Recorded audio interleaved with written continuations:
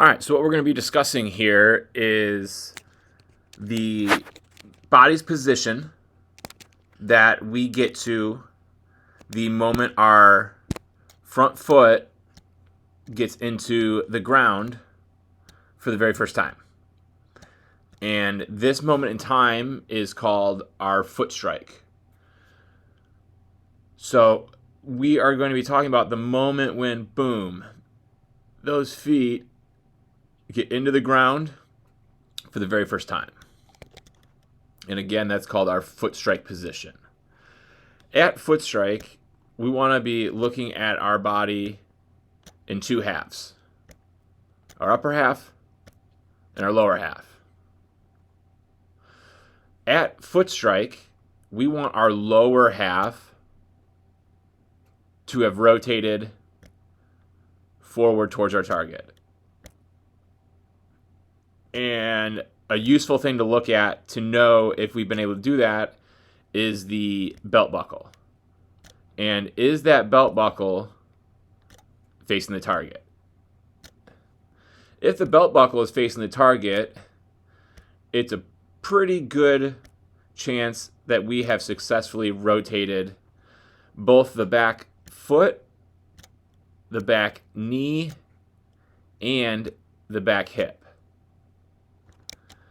When we're able to rotate the back foot, the back knee, and the back hip, as our front foot is getting into that foot strike position,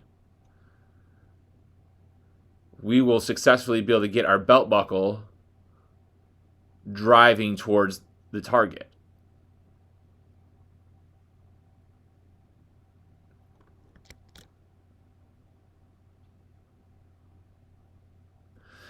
If we specifically take a look at just the back foot of these four guys, let's watch as they are rotating that back leg, how that back foot is rotating.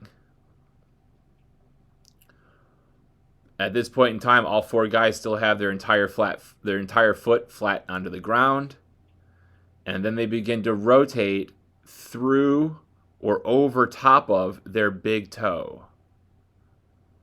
Their foot kind of rolls, folds over, or drives forward.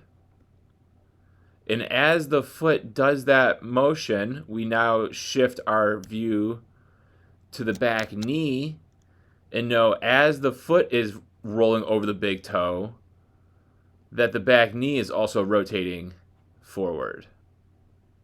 And how those two things, the back foot and the back knee, are working together.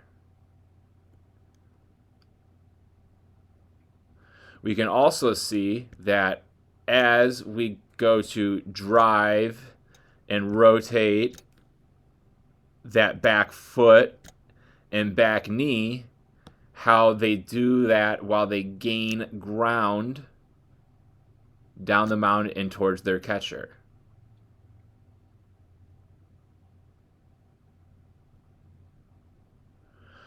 So this is the difference between rotating our bodies forward, or a word for that is driving ourselves forward, versus just rotating in place. If we were just rotating in place, our bodies would not be able to gain this ground down the mound. Our bodies wouldn't be able to accelerate our power and energy down the mound.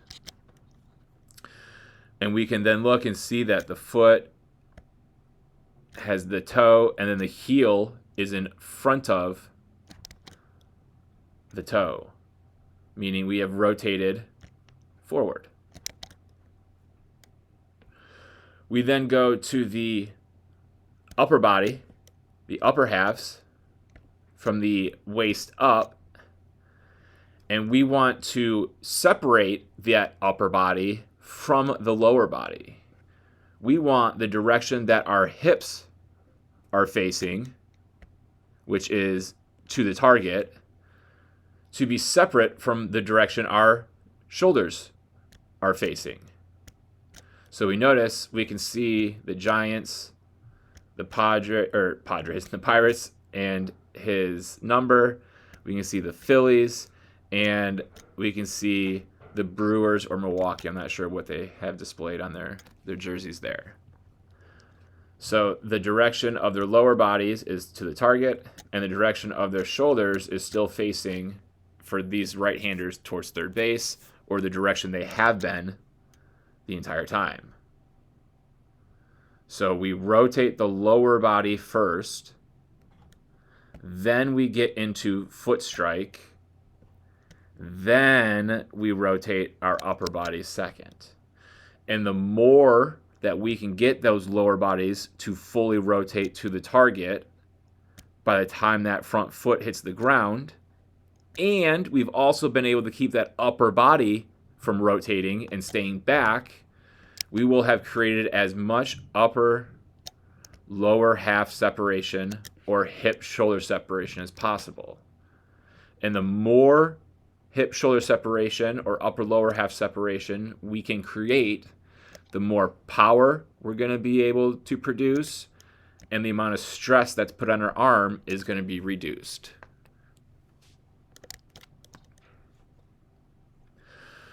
What we're also going to notice is that almost regardless of your arm slot, if we have a true 3/4, low 3/4, high 3/4, an over-the-top arm slot, or anything in between those, we're always going to find ourselves in a relatively 90 degree angle, meaning from our elbow across to our other shoulder, we want to think is nice and even. 90 degrees in that armpit. We also want to think 90 degrees in that elbow.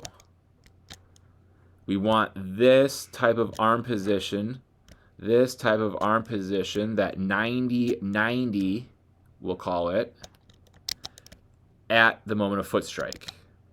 When our arm has loaded up to this position here, at the moment of foot strike, and the upper body has not rotated yet, our body's rotation will accelerate the throw forward. If the arm is not in this 90-90 position, the body's rotation forward is going to be less than ideal and in sync with how the arm will flow after the body goes. So we're looking for this 90-90-ish position in that throwing arm at foot strike. What we can also notice at foot strike is, where is this glove at? It's in front of the body by the rib cage. We're not letting it, if we're thinking here's some water, don't drown the glove. Don't let your glove get wet. Don't drown that glove. This one right here is a little too high. Should be more towards the belt.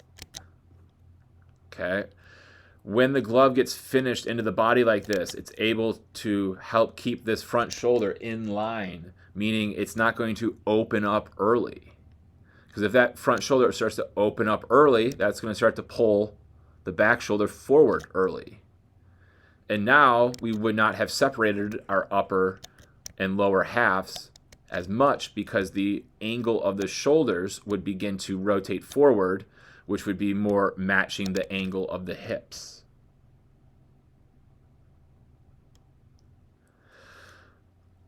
The final thing we're going to look at is this front leg. We see all these guys have different degrees of bend in their front legs. But what we're going to notice is that as the upper body now rotates to throw, we need to make our front leg become a firm fixture of which we can rotate around. So thinking about this front leg here turning into a flagpole. My flagpole is always going to be strongest if it's straight. Or at least I can't have my flagpole move forward while my body is trying to rotate forward. So we'll redraw these little outlines here, and we will have these guys, oh man, that's all right, it's gonna get back to it anyway, boom. And now we'll watch as they go to throw.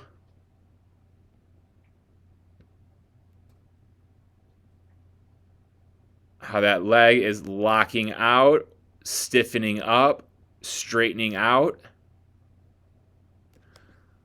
So that now that leg is here, now that leg is here, now that leg is here and here. From the bend, straightening it out. And what we can notice is as that leg locks out, stiffens up, straightens out, becomes that firm flagpole, notice how that upper body is able to catapult itself out in front and down more. Able to get out in front more. Out in front more.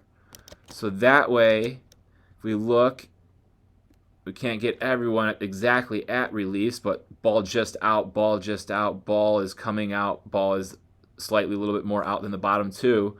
But we're able to look at this angle of the chin to the waist, back out to the front foot, boom, boom, boom. Just how out in front of themselves they're getting. And that's because of that front leg's ability to lock out.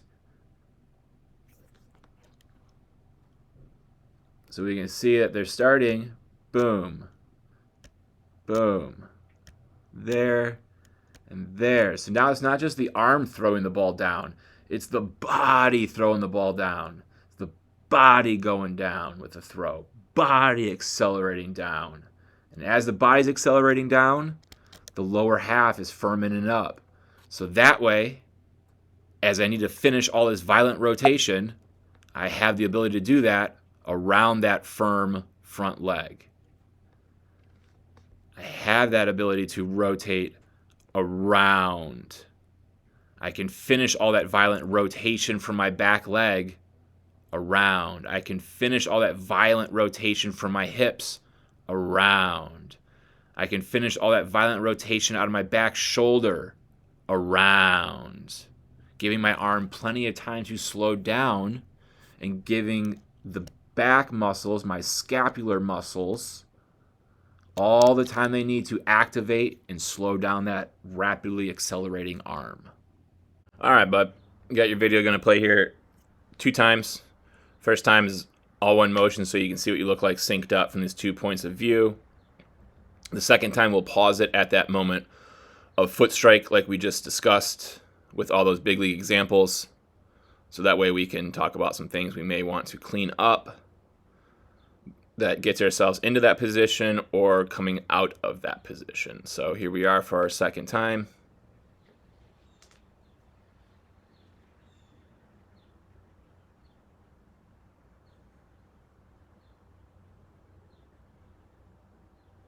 Okay, so here we are at that moment of foot strike. We can see it just by snapshots. This looks good.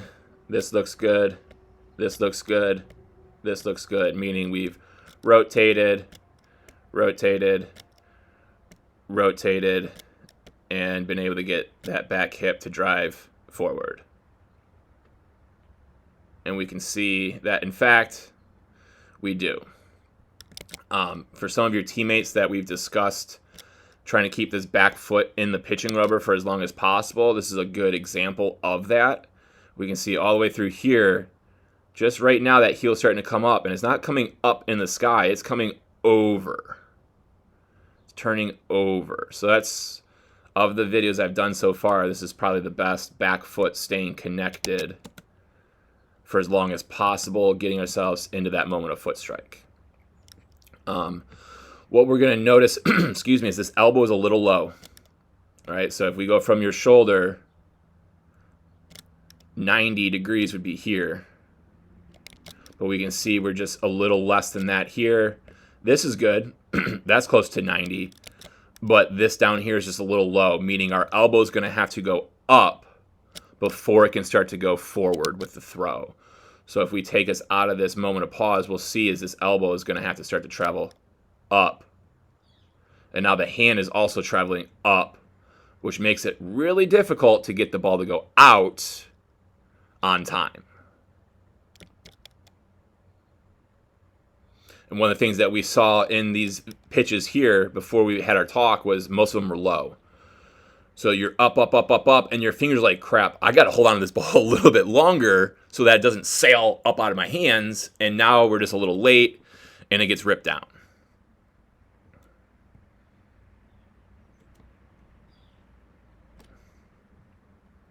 So if we can be in a better position with our throwing arm at foot strike, I think getting to and through release with our fingers on the baseball is going to be a lot cleaner and a lot more consistent.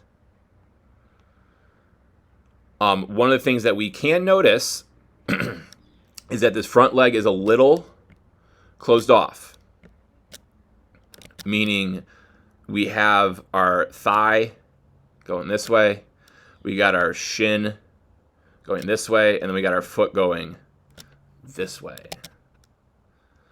What we're going to notice is as we rotate our upper body to throw, this leg cannot stabilize itself in this angle, in this position, and it's going to have to give out. So if I just guessed, your kneecap's here currently, and I'm going to guess that it's going to get to about right here before that lead leg can lock out and really allow ourselves to get out over front of it. So if we allow ourselves to go, yeah, we can see as that ball is coming out of your hand, that knee is still in movement. It's still in motion. And we know just like hitting, we got to hit over a firm front side. Same thing when we throw. We got to throw over a firm front side. If that front side is giving,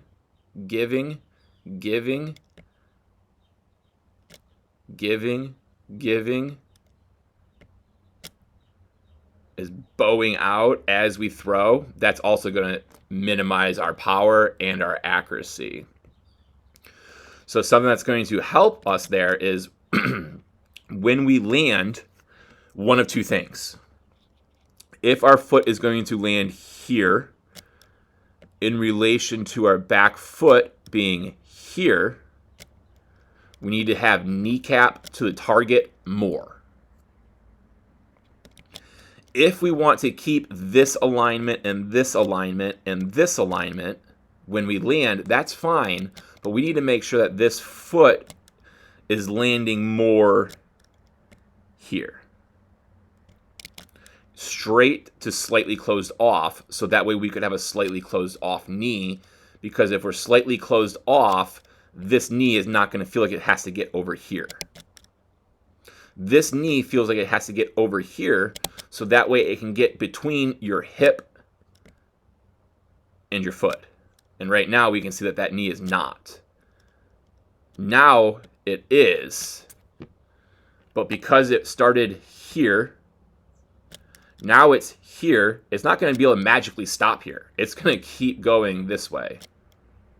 And we can see that. And as we're throwing, we're getting that little bit going there.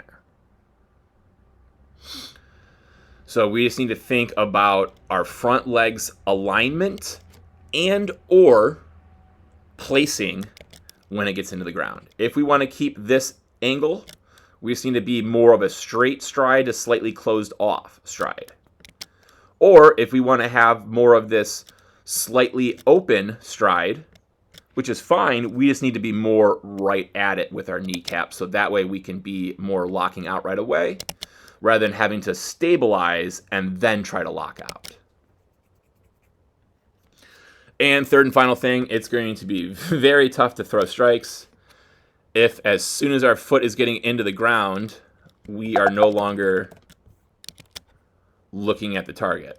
So we got our eyes open, good stare, and then as our front foot is getting into the ground, our eyes are starting to close. And now we have no visual on where this ball's going for the duration of our pitch. Oops. So we were just eyes closed this whole time. And head way over here. So even if our eyes were open, we would barely be able to see what's going on out of one eye. And it's also, look, how the head is going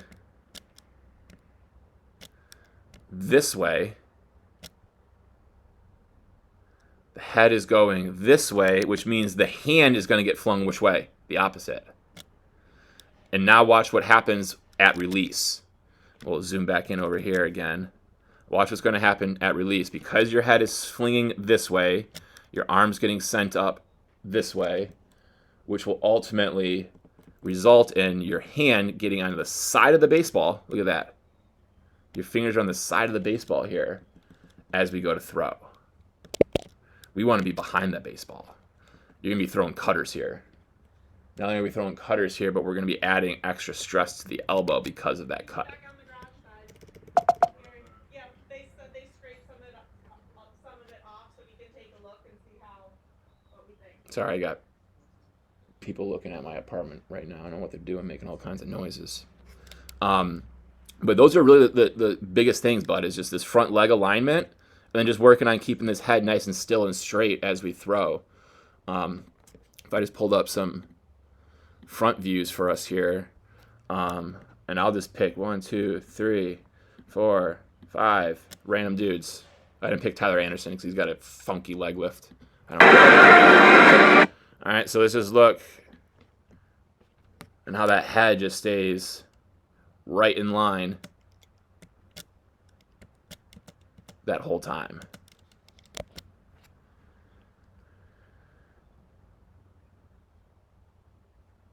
His chest, his body, nothing's curling out. Everything's just going right at that target. Big Nate Pearson just got ejected last night, and he's no longer with Toronto. He got traded to the Cubbies. His first game last night, ejected after hitting someone in the head. But we can see big fella over here is upper 90s guy. No matter what type of pitch he's throwing, fastball, changeups coming here, everything we're going to see that head is just staying locked in on that target. Daniel Espino, one of the most electric right-handed arms, but just cannot stay healthy. But just, again, watch at the head, everything staying right on line as he's thrown.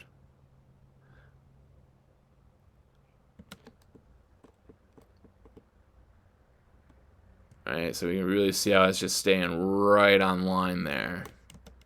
Nasty breaking ball coming in. All right, Mason Miller, obviously we know, stud closer for the A's. Seeing that same thing. Head staying right on line. Trying not to yank it, pull it, tug it. Just keeping it nice and straight. Ricky, one of the top left-handed pitching prospects in all of baseball, but same thing. For whatever reason, the dude can just not stay healthy. But that head is just staying right on line. Okay, and Ricky's a good one to see here. Notice how his leg is in that same angle as yours, but his is a lot more closed off of a stride, which makes it a lot easier to handle that slight wobble of that leg going out, because it's not really going out, it's just going in line with the body. But it's because he's more closed off. If his foot was over here landing with the same positioning, he would be in the same issue as you. But he fights it off by staying closed off with that stride. But most importantly, we're talking about the head staying right there versus it getting yanked and pulled to the side when we're not ready for that type of action.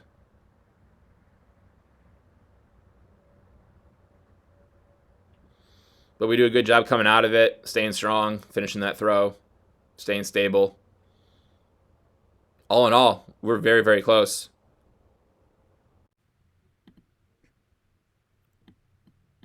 All right, so we're going to have your video play here 2 times. First time will be all one motion so you can see what you look like synced up from these 2 different points of view. The second time we'll pause it at that moment of foot strike so we can just kind of look at our body's positioning to be able to better understand what we're going to want to work on adjusting, with our mechanics.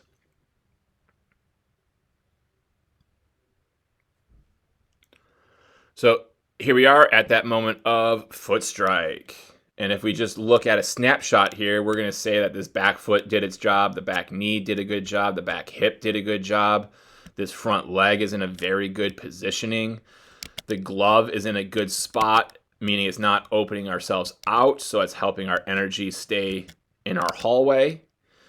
What we can see is that we have the 90-degree angle here, but we're just big here. We got a big angle in our arm. We got a long arm that is going to be very easy to be dragged through the throwing zone rather than being whipped and flipped through the throwing zone. And what I mean by that is we're not going to see a lot of layback here, right? The arm's not going from one position to really laying back to another, right? It's already kind of just back, and now it's just going to kind of stay back. So now I'm kind of just flinging this ball, and we can see with that upper body, it's having a hard time getting it to flip forward, and instead it's got to drag. And if it's going to drag, we're going to have to get something out of the way in order to drag something else on through. So what we're going to notice is that upper body is going to kind of stay in this little area over here as we try to get that arm to get sent this way, but it's got to kind of go this way first before it then can go forward.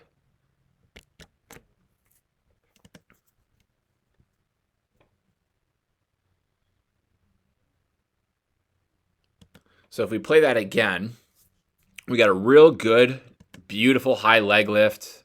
It's in a great angled position slightly, so that way the hip is slightly out in front of the knee. So that way we can lead with that hip just like you do here, and a fantastic job of keeping that weight back on that back hip. You do a great job of sitting into this back hip here. Very, very good with that. You do a good job with getting this glove into a good closed off, strong position for you. We got good, clean hand separation over here. We got real good job of keeping that head looking right down the barrel. The one thing, though, is just notice how wide we've gotten here. We are in a fully extension away from our head with our glove and away from our head with our hands. If we watch figure skating, and obviously the Olympics are on right now, but it's just the wrong season. We're not going to see any figure skating, I don't think, in the Summer Olympics. But if you imagine a figure skater who's on the ice and they're about to go into their like standing still and they just spin in place as fast as they can, as they are building up their speed, they go from hands wide and foot wide to foot coming in close and hands coming in close to speed up that spinning. And then once they're going the fastest they possibly can, their hands are as tight to their body as they can, and so is their legs as close to the body as they can. So that way we don't have anything away from the part of the body that is doing the rotating. Okay, right now you're kind of like in a windmill position, I like to call it. And now that windmill is going to want to continue to windmill from here to now here. Instead, we want to think about keeping glove and hands a little bit closer to the body as we continue to load them up. Okay, we can think elbows continue to load, but not the hands. Okay, so we can notice that we have a slight angle here. Let's try to maintain that angle for longer as the elbow continues to do its loading, but not have the hand continue to extend out. And same thing here. Let's think about loading the arm back more than loading the arm away, right? So think about bringing your elbow towards third base rather than sending your elbow towards second base, right? We can get it, but it's really the hand that's came towards third. We want the elbow. So if we get some big leaguers here to look at that with, right? Let's get these guys up. We don't need Painter. All right, so we'll start with the lefties since that's what we are, left-handed. And let's send this over here. And let's pull up Hader over here. Okay. So obviously Hader does a lot more counter-rotating the hips, which isn't needed because he gets right back to here, which is the same exact spot that you are here, right? But what can we notice? How quickly does your glove get away from your body? How quickly does your hand separate away from the center of you? Pretty quick. Versus Hader, look where that glove's at. Right? And maybe going over to the front view will help this a little bit as well. It's just noticing how quickly the glove goes from over here to straight in front of you, right? If we can keep it hanging out here longer, that's going to be better. So then we can see, look at where Hader's elbow is going with his throwing arm. It's going back towards third base. So the hand can flip up rather than when yours, because your hand went so far back towards third, as your hand goes to flip up,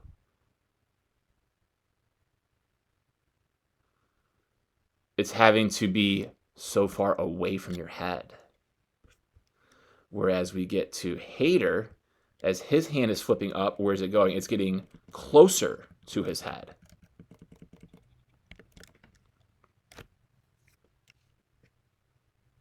We can also see that better 90-90. Oops.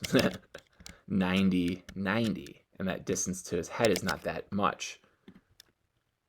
Where we have the 90, but we don't have the 90 here, and that's why that ball gets further away from our head.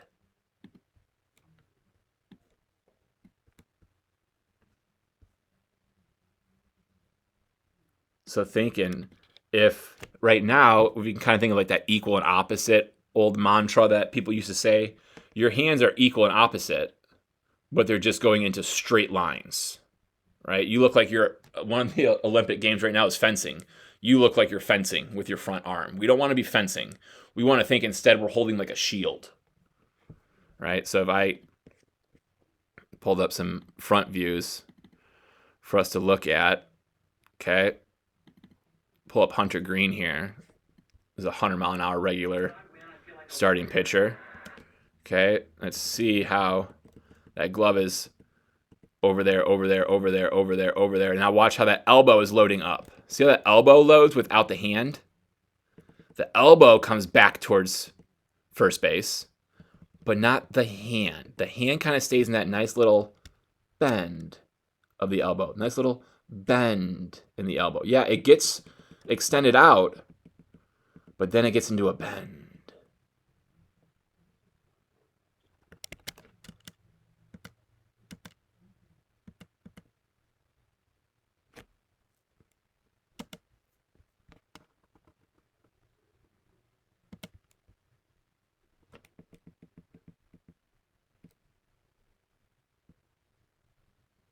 Okay. Let's pull up someone else. That's not a straight view. Oh, well, here we go. We got Josh Hader. We can use him. I'm using him earlier.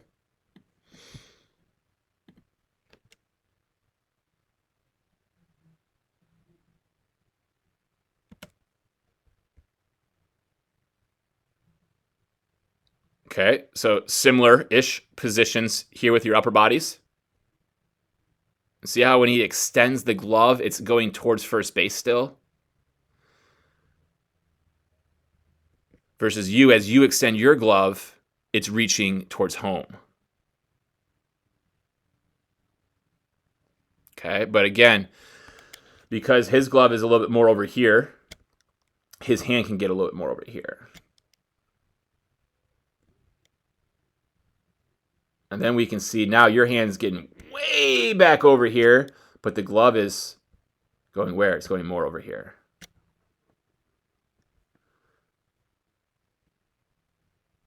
So now we got those elbows pinching together here, and then your elbows pinching together are here.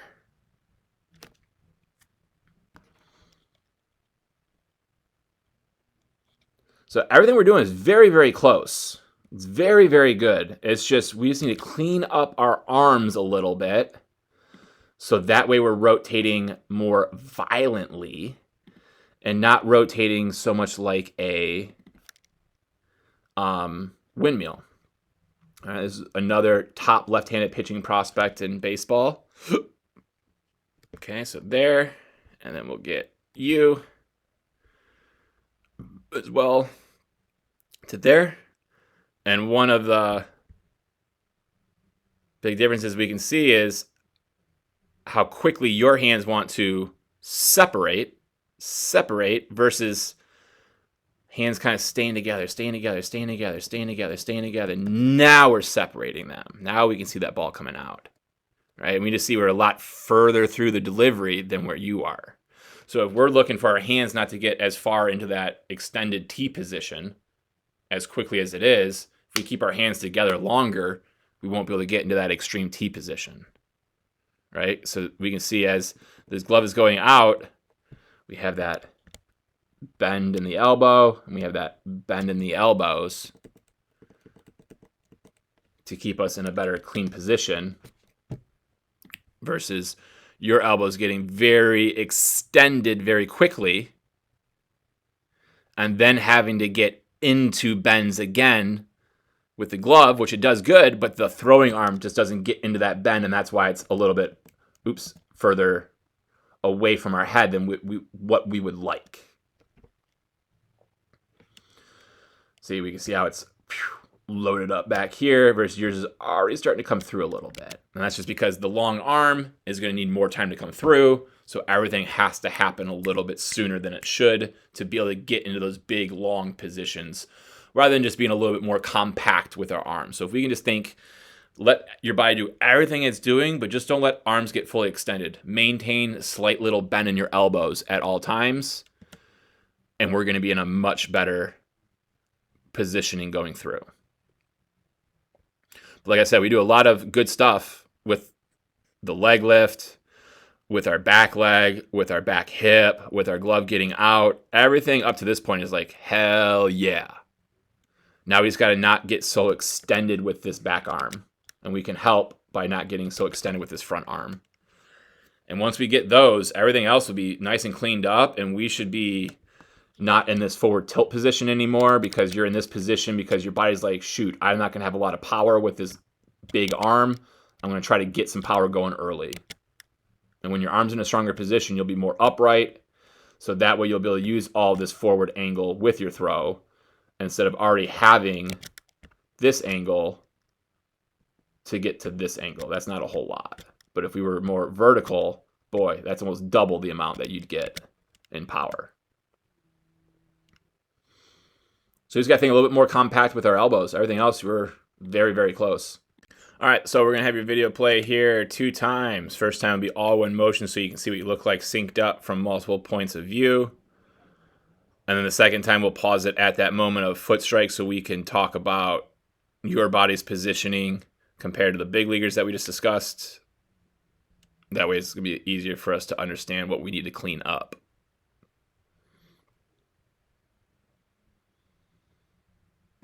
Okay, so here we are at that moment of foot strike. Again, it's when that foot gets not just touching the ground, but the weight gets into it, right?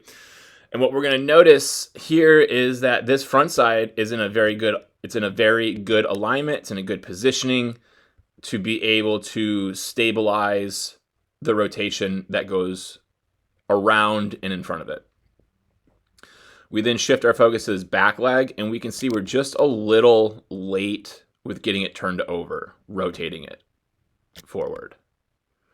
And how we can decide that or identify that as this white stripe that we know runs down the side of your pants, right?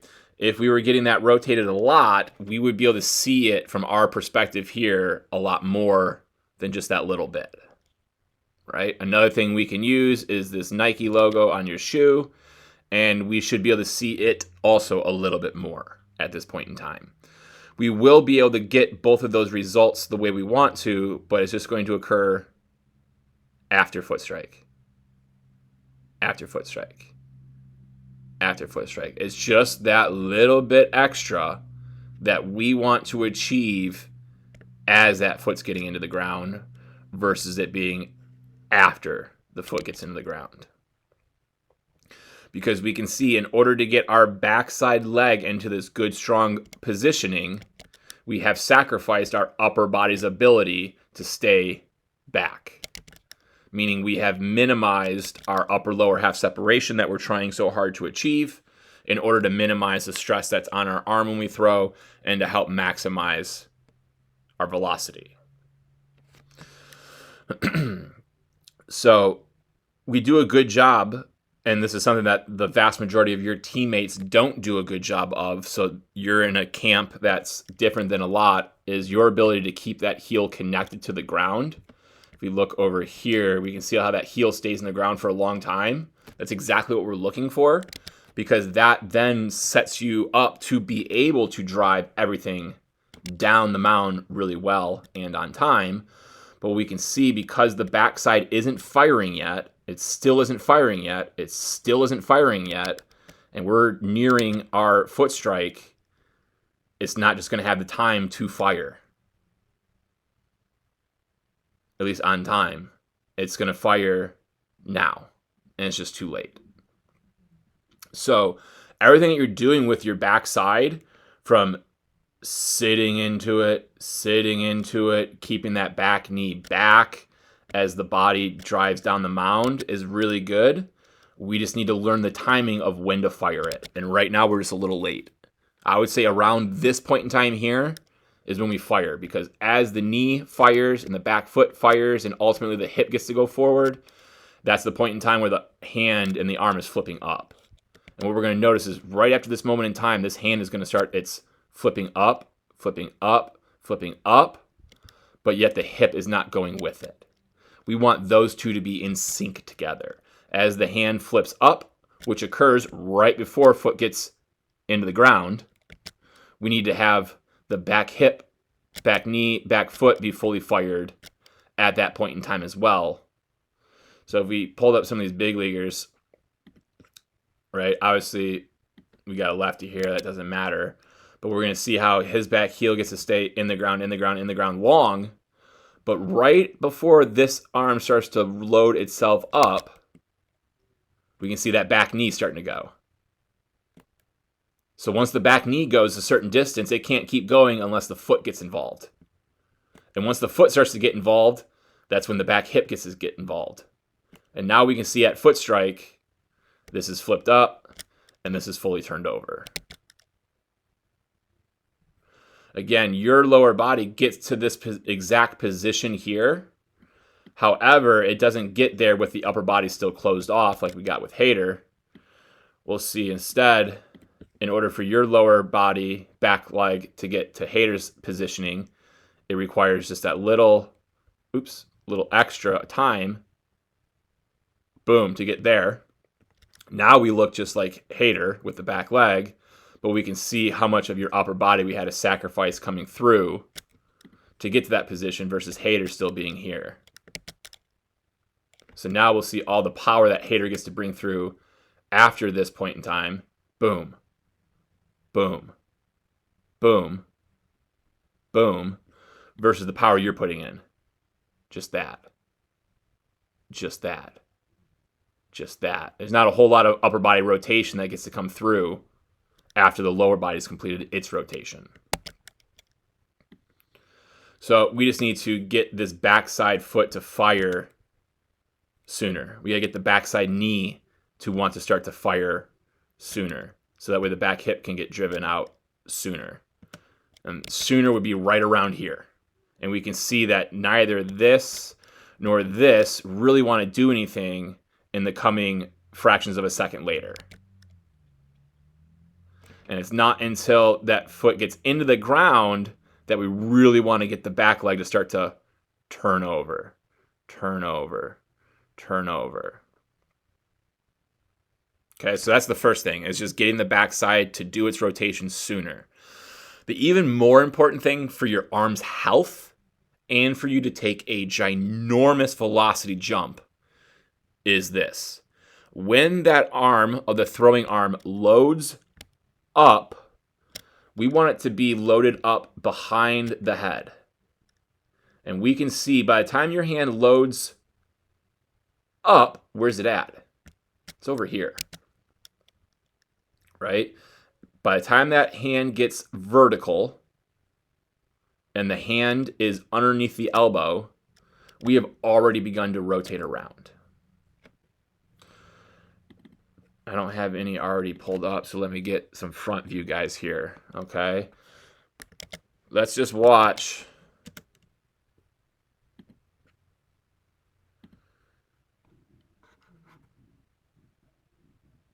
how when, I don't know if I got any that are closer view. Yeah, okay, here we go.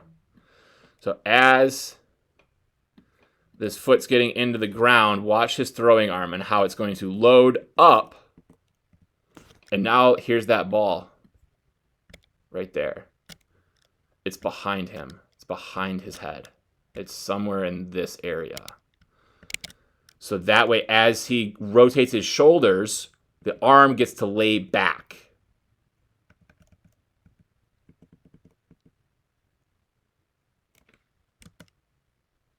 Right? So we'll keep this right there. Oh, Bobby's already playing.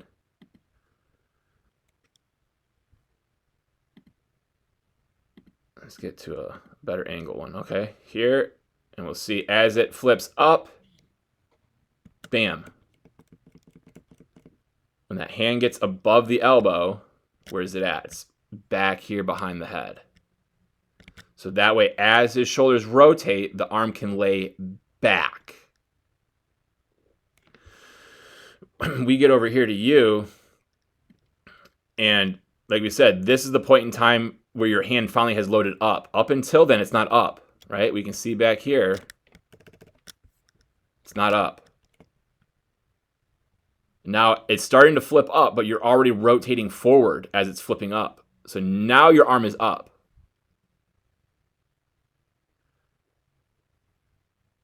His arm's up. Look at the difference. Look how much more rotation Bobby Miller's going to have to be able to throw the ball versus how much rotation you're going to have before the ball's out of your hand. Right? If we took you back to the same spot of Bobby Miller of the shoulders, we would be here, right? Those shoulders look the same, but if we know that at this point in time right now, where's that arm at? It's still here only. It has just begun to come up. It doesn't fully get up until here. And we're already coming through at that point in time. Another guy. This is an older Chapman. But we'll see the same thing. As his hand is loading up, and he gets into foot strike, where's that ball at? It's right there. It's behind the head. So that way, all this shoulder rotation will do what? It'll lay the arm back to then fling it out. Versus you rotating forward as the arm's coming up. So now it's just this little fling. Little fling. And we can see how much around the baseball we're going, right? We're not able to go straight through it. We got to get all the way around it before we can get it out. Around it. versus getting it to go straight through it. Obviously, his arm slot's a little higher than yours, but even if we had a lower slot guy, it would still look very similar. Right? Luis Gil, the rookie for the Yankees, who's been tearing it up all year. Same thing. As that hand flips up, where's it at? It's behind him. So that way, all of his rotation of the upper body gets to bring that arm back into its layback and then coming through.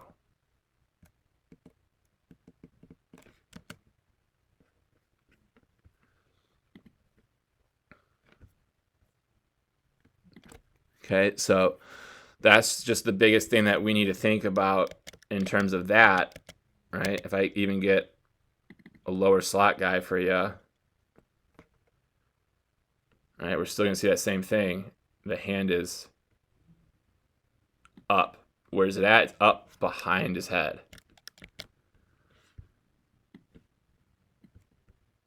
Versus your up being over here.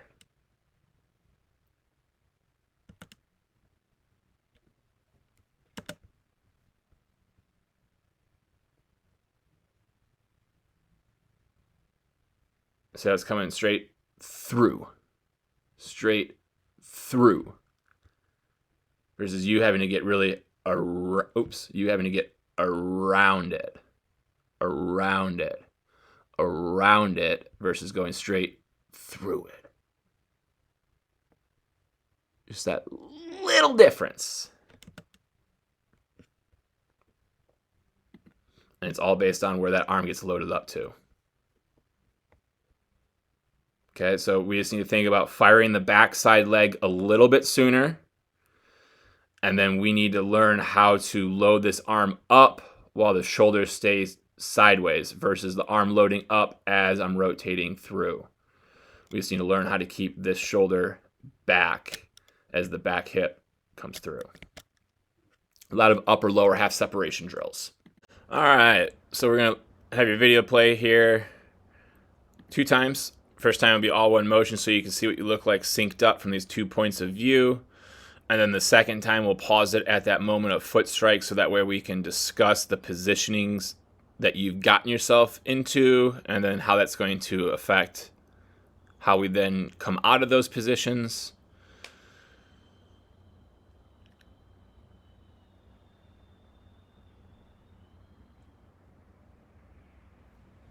All right, so here we are at that moment of foot strike. Again, that's when that front foot gets fully into the ground. And we can see it just takes you a while to do that because we're so heel heavy. And then we're hitting the outside of our foot and then having to roll onto the inside of the foot to get the whole foot down. So if we really watch, we'll see outside of the foot. And then it finally gets to the full foot. Okay? And a few things that we can notice here. We'll start with the most obvious and the one that the vast majority of your teammates also need to work on, and that's utilizing your back foot to move your body forward down the mound. What we're going to notice is this heel just comes straight up very early and often. Okay, so if we use the front view and we even zoomed in over here for you and we watch, that heel is just going to be coming up the whole time. And as it's coming up, it's not able to rotate. And that's what we need the backside to do, is rotate. So we come back over the side view here and we can see how as that heel, the front foot starting to touch the ground, our backside has done absolutely nothing in terms of getting ourselves away from the pitching rubber. So now our upper body is going to start to freak out because our lower body hasn't gotten us out. The upper body is going to panic and it's going to try to get out. Meaning once we get this foot fully in the ground, we can see how much your upper body is already leaning forward. At the moment of foot strike, we want to be upright. So that way we can use the lean forward to help us add power to the throw. But if we're already leaning forward and we go forward, now that path isn't as much, not able to create as much power and energy. Okay? So we can see this upper body alignment that we do not like is due or is caused because the back foot is not doing what we want when we want it to do it. Your back foot will get into that drive position here. And look how much rotation is occurring out of this back hip. And we can use your Adidas stripes as an indication. Look how much rotation is going on there. But unfortunately, as the back hip rotates, as the back foot rotates, as the back knee rotates, what else is rotating? The back shoulder. We have created zero separation or zero tension between our upper and our lower body. And now we're having to just muscle it with our upper body as much as we can, trying to get out as much as we can to try to create that power that we're not creating from rotating.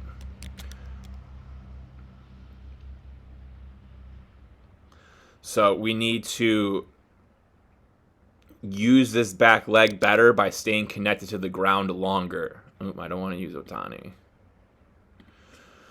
Class A, just watch the back foot and how long it stays in the ground, in the ground, in the ground, in the ground, in the ground, in the ground, in the ground, in the ground, still in the ground, heel still in the ground, heel still in the ground.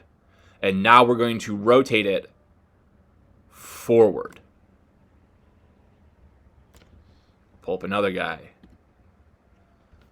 Pablo Lopez will do the same thing.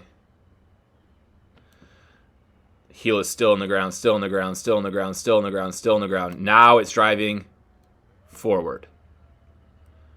Now it's rotating forward. But until then, that heel is in the ground.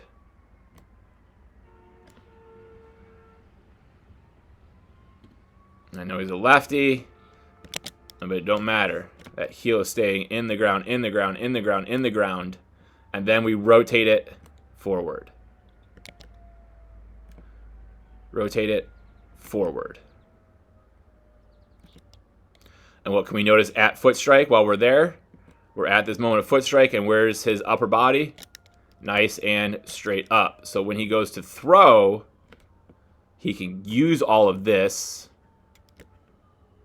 downward force to help accelerate the ball out and down.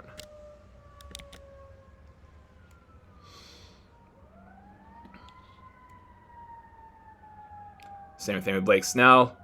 Heel in the ground, heel in the ground, heel in the ground, heel in the ground. Now we rotate forward. I apologize for the sirens you're about to hear. I'm sure they're only going to get louder. And then what we can see is as he gets into that foot strike, he's upright. So then, and obviously this angle is not perfectly to the side, but then as he goes to throw, he gets to come all the way through with all this power.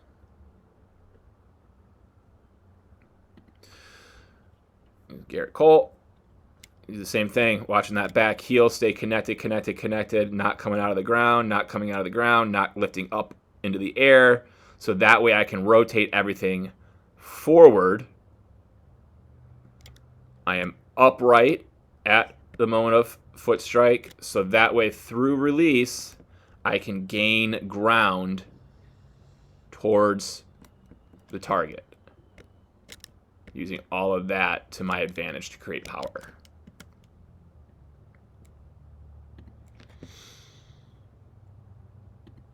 Okay, so then we go back to you and see how quickly your heel's already coming up, keeps coming up, front foot's in the ground, and the backside has not driven forward yet. It's not until after the front foot's in the ground does the backside start to do its movement the way we want. So your body knows what the movements need to be. They're just not being done on time. They're too late. This is a quick little one that's not too important right now, but if you want to throw harder, it's something that we need to address right away because it's something that's easy to fix. Right now, your knee is behind your hip. We want to maintain that alignment for as long as possible. What we're going to notice very quickly is that your knee is already in front of your hip. And even more detrimental, your front foot's opening up, which means your knee is opening up. Right now, your knee is slightly closed, and your foot is in a neutral position. Now your knee is in a neutral position, and your foot is in an open position. And now your foot is super open, and your knee is opened. Just like hitting, if that front side of your front leg opens early, you got no chance to hit the ball hard. We got to keep that front side closed, and we got to throw, or rather hit through a firm front side, and we need to throw through a firm front side. And if this is getting open, it's going to be tough to be firm when we're in this type of alignment.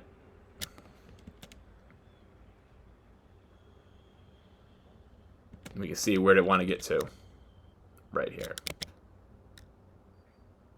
So if we use some big leaguers from the front real quick, I don't have any pulled up, but we'll go here. All right. We'll use an old school Chapman. This is back when he was playing for Team Cuba, throwing like 104. Obviously, he still throws super hard, but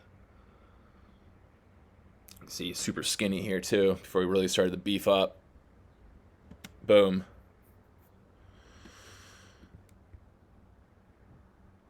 All right, so we got your belt buckle, good. His belt buckle, good. Your back leg now still hasn't turned all the way over yet. When we get it there, boom, now your back leg looks like his back leg. But we can see the difference in the front leg. Everything here is nice and straight. And what's going to happen is it's going to be able to stay right there as he throws. Your leg's kind of in this alignment here, and as you go to throw, as you go to throw, we can see how it kind of comes out of that area. And it's just because it got opened early, and it's going to land slightly open. So if I then got you to like this point here, we can see how everything's already opening up here. We just go back to these guys that we already used, right? Send you there, so that way we can pull up these guys, right? And we're going to be able to see everything's still closed. Closed. Now it's starting to get to neutral. And then it's opened. Josh Hader's obviously an extreme example of that, how he really sets it closed and then tries to maintain it closed. That's pretty elite movement to do. I'm not expecting you to be able to do that. But if we look at someone like Garrett Cole, who gets that leg lift in the same spot you do,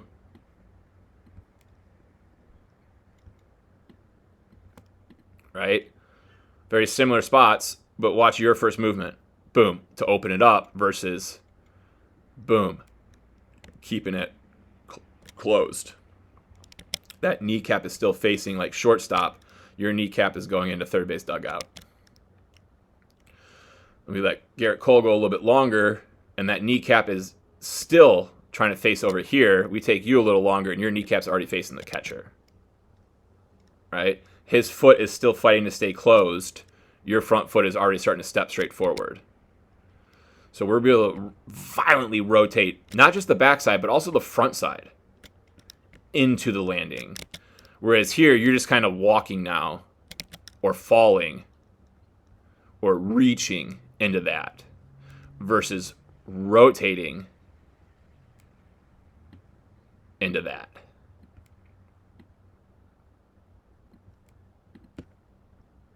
All right, you're kind of just putting it down versus reaching it out there, driving it out there.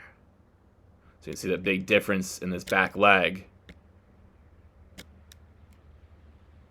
based on your heel coming up and then you just kind of spinning it versus driving it. Driving it by keeping the heel on the ground long, or kind of spinning it because the heel came up early. Because of the lower body being opened and not driving, the upper body is trying to do some extra stuff. And like we said, we already have that angle here versus being upright here.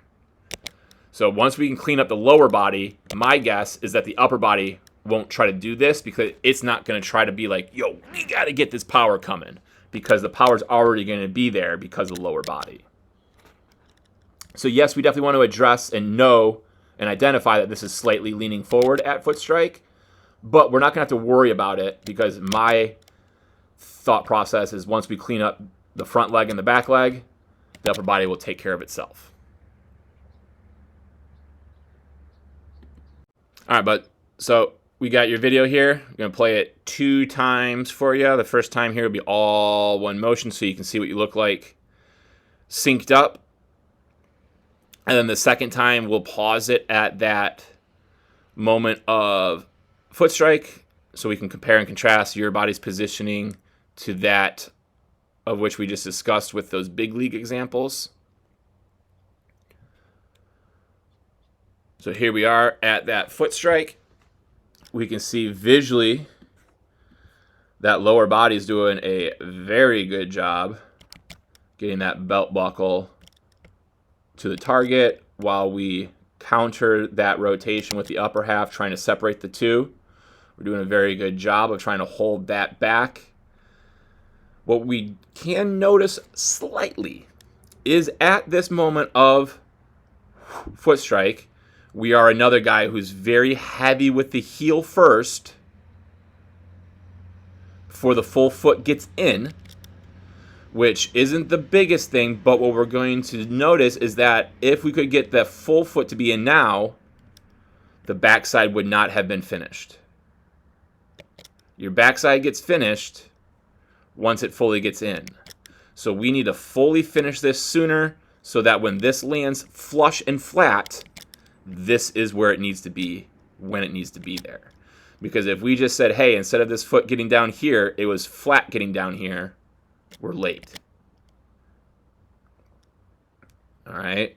And why are we late? Because you're another guy. There's a handful. I've only done about 3 or 4 videos so far, but of them, the vast majority of them are falling into the same camp that you are. Your back foot is not staying connected into the ground for long enough. So watch. We're going to see that your back foot is going to be, your heel is going to be coming out of the ground early. Boom. It's already out of the ground. So we've already lost connection with the ground. And now what's going to end up happening is, if we look now over here, is that the heel is just going to continue to come up towards us. All right, and we can see that as well over here, how that heel just keeps coming up, up, up. Right? It's just going to keep coming up, up, up. Right? And it's doing all this up motion without doing any rotation. And that's why we're hitting the heel before this is turned over. Because now it's turning over. Now it's turning over. Now it's rotating. Now it's rotating. Now it's rotating. But it's only rotating this little bit. This little bit. This little bit. We pull up some of these other guys. Excuse me. Let's look at a Pablo real quick. And we watch his back foot, still in the ground, still in the ground, still in the ground, still in the ground, still in the ground. And now the heel's coming off because it's going forward. See the violence then in that rotation? Bam! Just looking at all his back foot here. Bam! Bam! Bam! That's because he gets to hold the ground and then rotate forward. He gets to hold the ground and then he gets to rotate forward into his foot strike. Whereas you, because you don't hold the ground very long, you can't drive into foot strike. You're just getting the heel down and then trying to drive into foot strike. And what we can see is when that occurs, look at the angle of your trunk. Your trunk is your hips to your shoulders. This mass of our body here is our trunk. Watch the angle that your trunk gets in at that moment of foot strike. We're angling forward already. Look at Pablo. Straight up. Because we want to use all of that angle to power our throw down and out.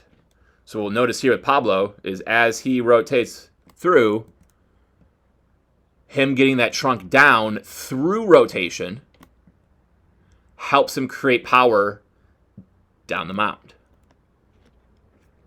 If we got to you and kind of did that same thing, right? There's your back hip. You're already angled forward. So now as you go to throw, you can only really get there. There's only that much that you're getting versus Pablo's this much.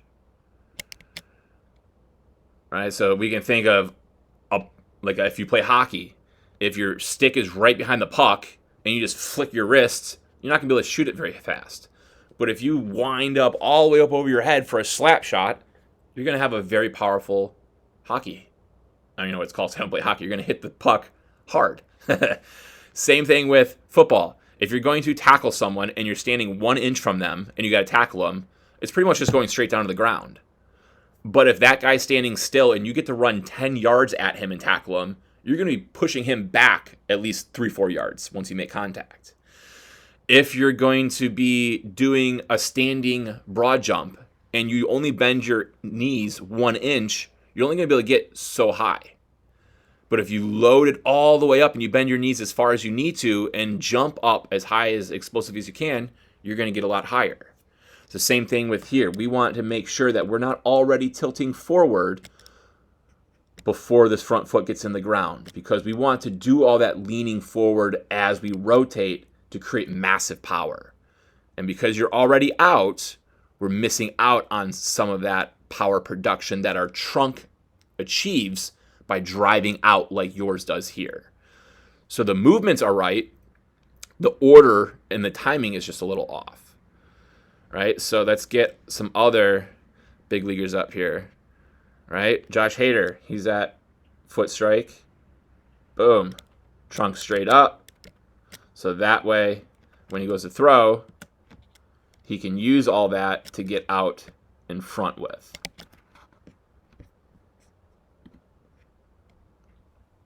At least I know these are back-to-back lefties. That doesn't matter. Right? Boom. He's up to get out. Slam that down.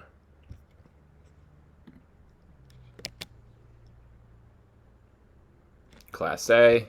It's up to drive it out.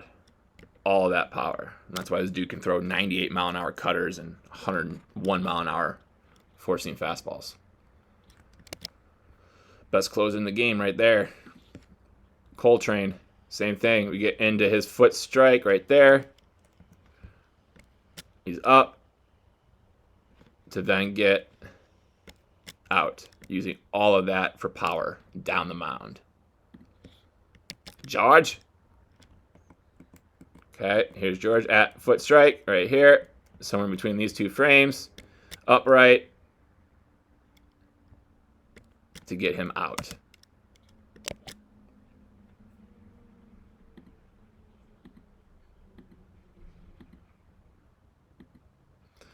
So those two things are really the two big things that I'm noticing in our delivery.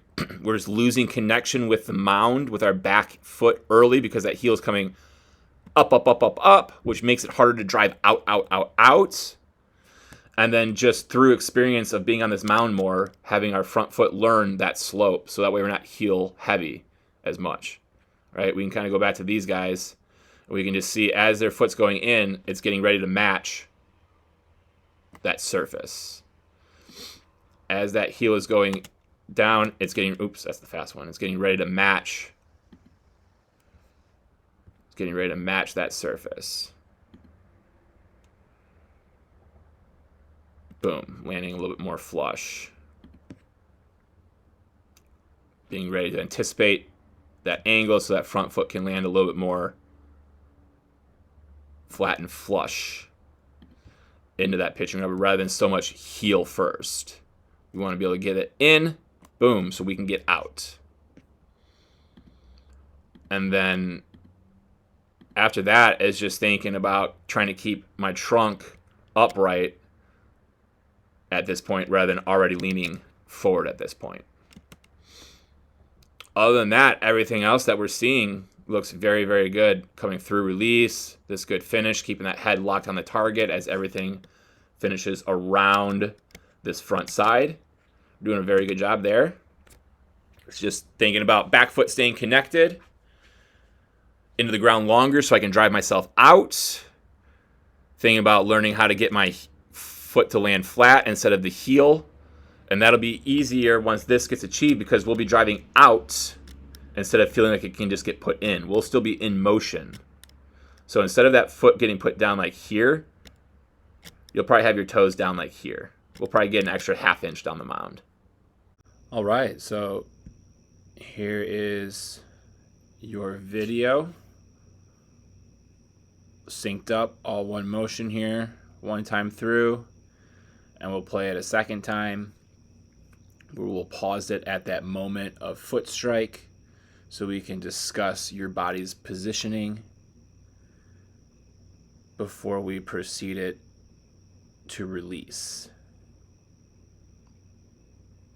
Okay, so here we are at that moment that that front foot gets into the ground. Bam, right there.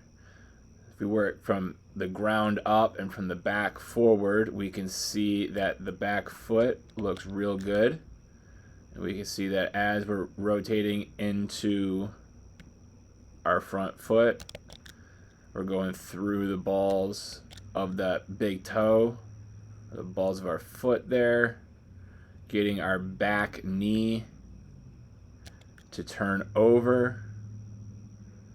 And doing that gets our back hip to drive forward and down that mound, propelling our entire body to go down that mound with energy that we can now send into this front foot that landed relatively flush and flat. The more often we are able to throw off of this slope, the sooner your ankle will learn the flexion it needs to be in, so that way it can land a little bit smoother and more flush. But that's not bad right there. We're able to get into it pretty quickly. We can see that this glove is making its way into our chest and rib cage area there, and our throwing arm has that 90 degree angle to it. At your foot strike, you're looking pretty darn textbook.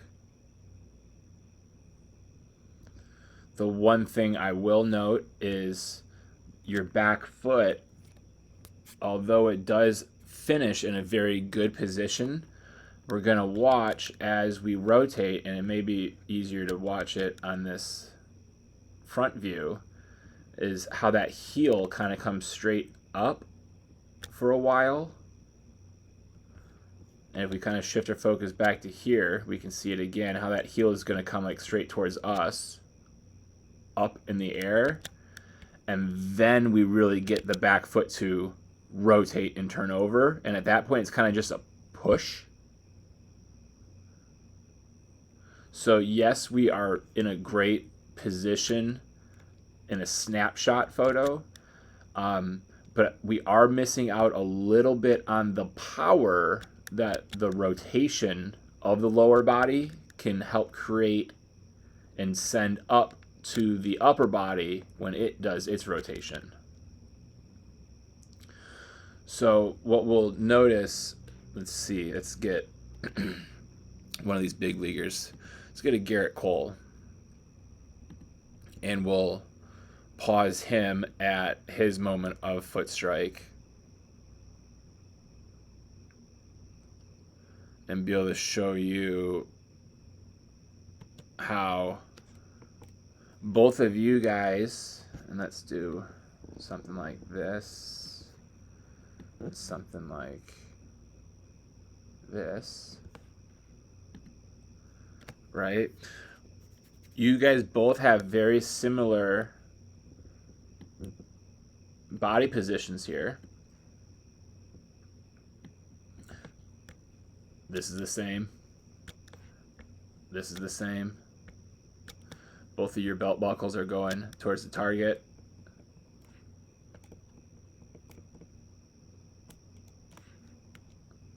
There we go. And we got back toe, heel driving forward. Your heel's driving forward. This is turned over. His is turned over. All that good stuff, right? But we're going to watch how he got there. See how this heel really stays on the ground for a really long time. And then it turns over. We're trying to stay connected with the ground for as long as we can, and then we sling ourselves around.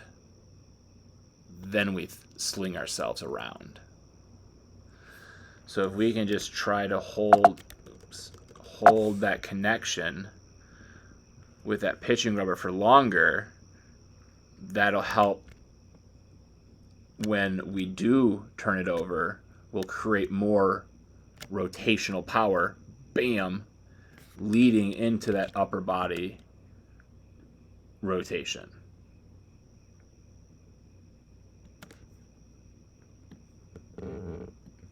So that's kind of a nitpick thing, but we will be able to create more power that way. So taking us out of foot strike, we're going to draw to the best of my ability using this trackpad a straight line down through the center of your head,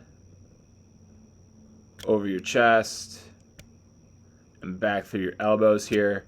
And we're going to say we want to try to have our upper body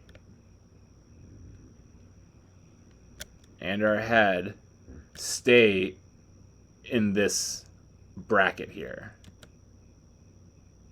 And we can see up until release, it is.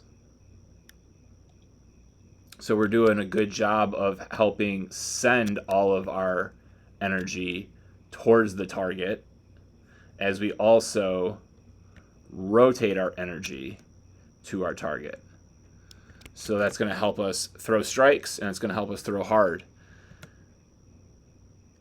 And with the good positioning at your foot strike of being able to get that upper lower half separation, and we're able to send energy up the body using the kinetic chain, that's going to help keep our arm as safe as possible as we go through all these throws. Your delivery is looking really good. The one thing, if I'm not mistaken, that we did mention in your final couple throws was this leg kind of getting in this boat open positioning here, which is not terrible, right? There's definitely some pitchers out there that do this, but if we quickly try to find someone, see what I have to offer from the front view here.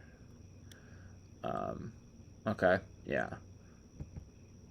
So minor league guys, one of the top left-handed pitching prospects out there. We'll notice when he's got the same kind of slightly across his body like you, but notice how your knee is kind of going out this way, whereas his is going more up this way.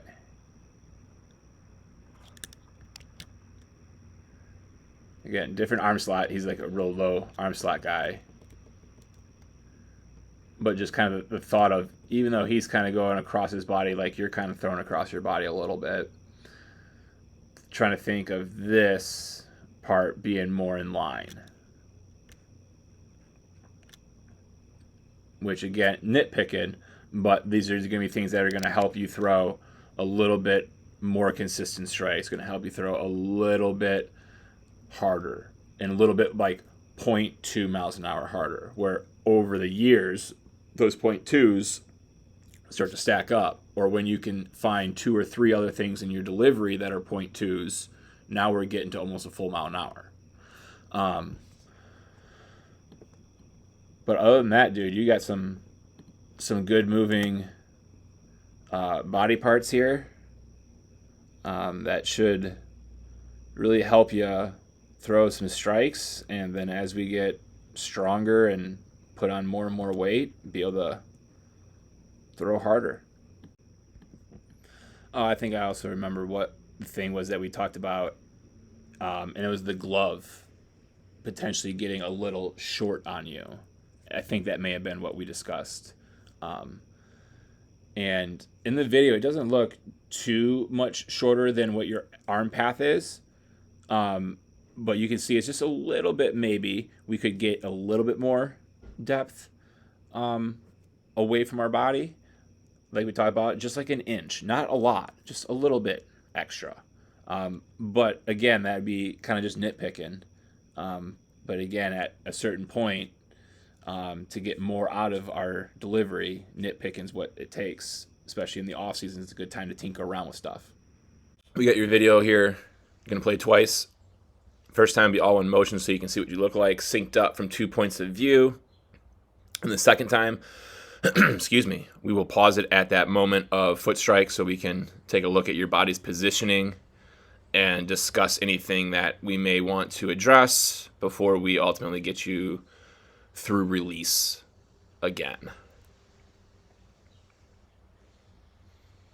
So here's our second time through. We'll pause it here at that moment that foot gets fully into the ground. The first thing I'm going to reference here is just noticing the angle of your foot as it's going down the mound and the slope of the pitching rubber. We're going to want to, and this will be something that's a lot easier to achieve just by being on the mound more often, making more just regular throws, not even pitching, just making throws off of this slope surface. Your ankle is going to begin to learn what type of flexion it needs to be at, so that way our foot lands instead of such a heavy heel first and then have to get everything down. And by the time we get everything down, we can see that this upper body is starting to want to rotate forward a little early. So if we can just learn how to get this foot to land more flush into the ground, we're going to be in a better position. The next thing we're going to notice, and it'll be a little bit easier maybe to look at this front view, and is just watch our back foot's heel, and I'll zoom in a little bit here for us so we can see that easier. But if we just watch this back heel here, we're going to see that very quickly it comes off the ground. So starting about right here, we can start to see it lifting right here. Right, and then we come back to be able to watch it from this side view, and we'll see how the heel comes almost towards us, towards the camera. It's lifting up, up, up, up, up. And what that's going to do, if we watch our knee, that's going to send your knee out, out, out. And it makes it harder then to rotate it forward. So we need to learn how to use our feet in connection with the ground better. We need to hold the ground longer here and then land flusher here. So if I just pull up a big leaguer, let's use a guy like I use someone like George Kirby, I guess, for you. All right. So if we watch as Kirby goes, we'll play it all fast, and then we'll go slow. So if we watch as Kirby gets himself going down the mound here,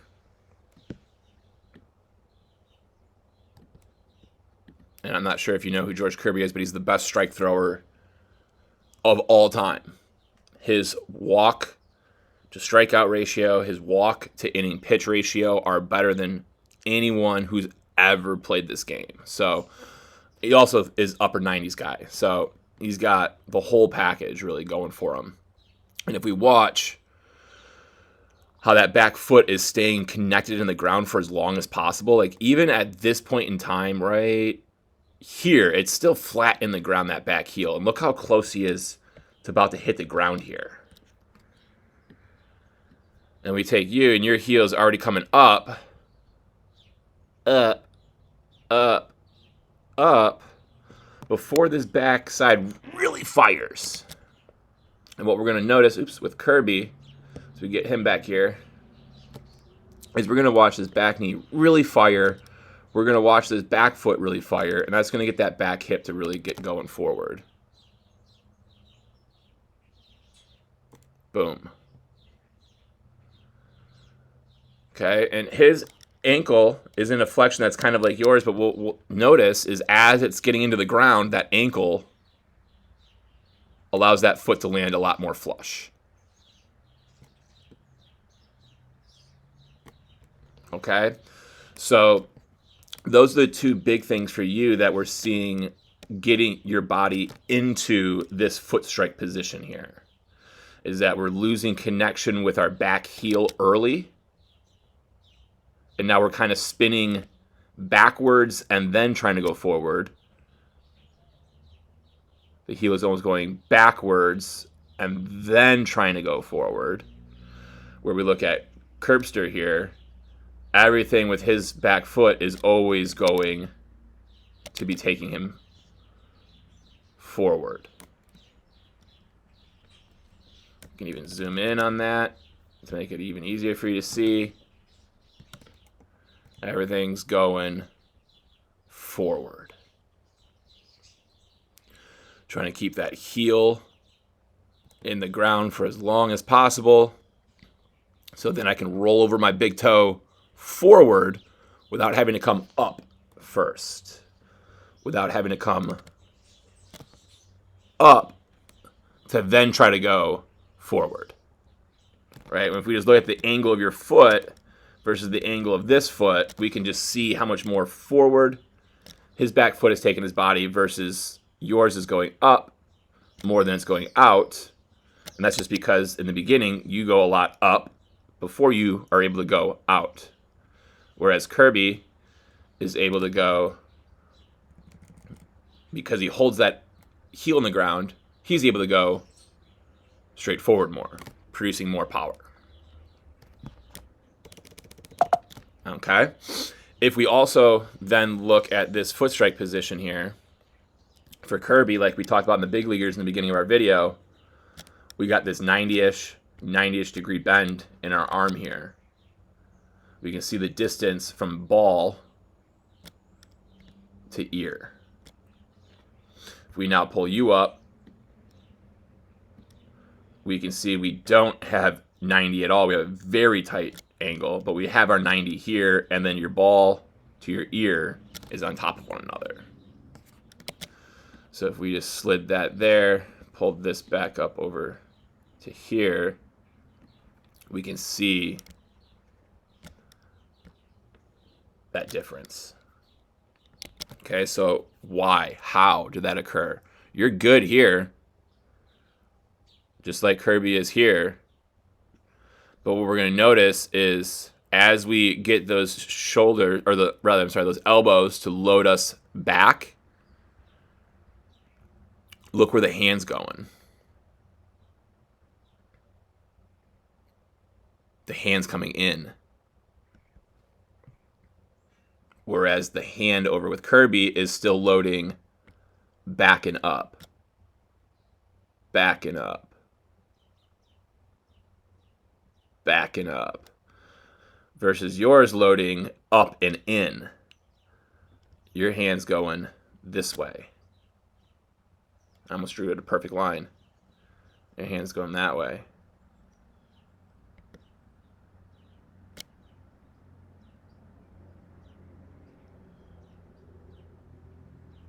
And then if we go back with Kirby, his hand's starting here.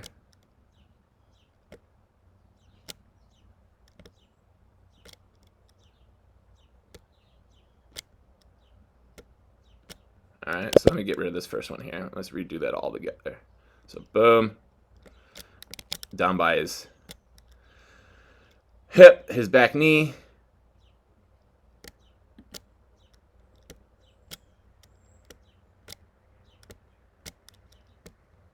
All right, and then we do the same thing for you, but we'll get you just a little bit more over here. Okay, so we got same thing for you, down by your hip, back knee.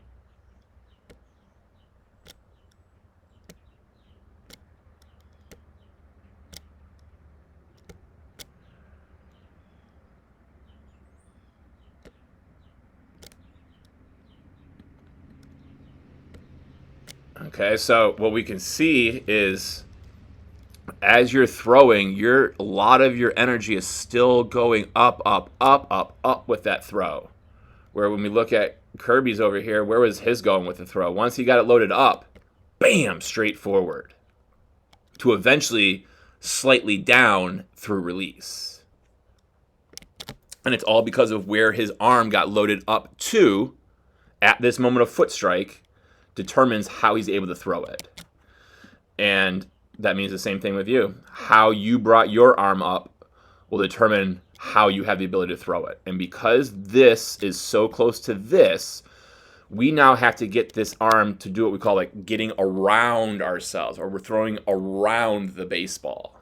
Well, we're going to have to get all the way around here, all the way out here, before we can finally get back going this way. Because that ball is not going to get released from our ear. If we look in this side, look how far away from the ear we're releasing that baseball.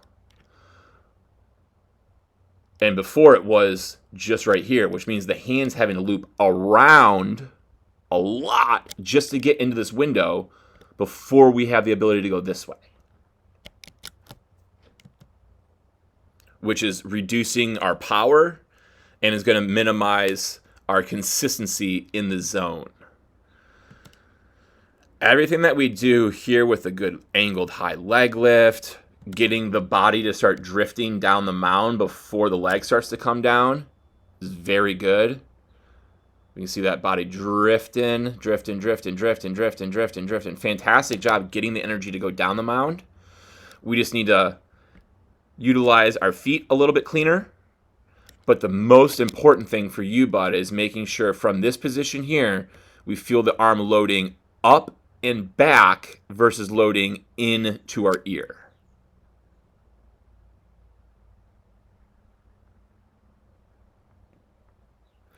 And for you, if we just throw a bunch, we'll just throw every single guy that I have up here, just so you can see that it's very consistent regardless of arm path, regardless of arm slot. We're going to see that 90-90 once we get into foot strike. There he is. We got that 90-ish degree angle. We can see that depth from the ear. We bring up another guy. We'll pause him at the moment of foot strike. So another guy who's coming in heel first, but we can see before he hits that ground, that ankle squares him up. Okay, and we can again see 90 and 90. And if we go back, we can see the ball is here and it's loading up. And then eventually it'll be able to go straight.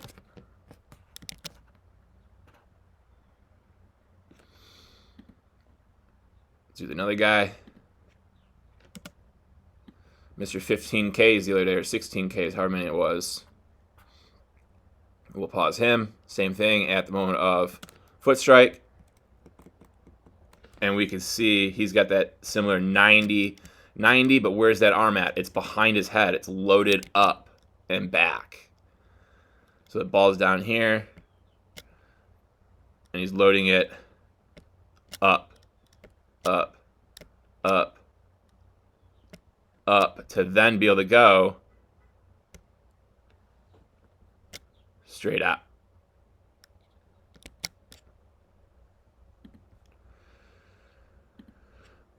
Best closer in the game the last 3 years, Emmanuel Clase for the Guardians. We'll be able to see as he gets that foot in the ground, nice and flush, that good angle going forward. But most importantly for you can see that 90, 90.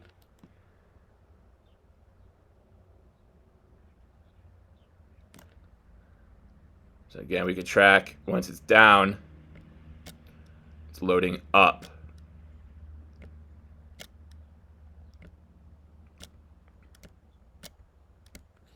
To go straight forward.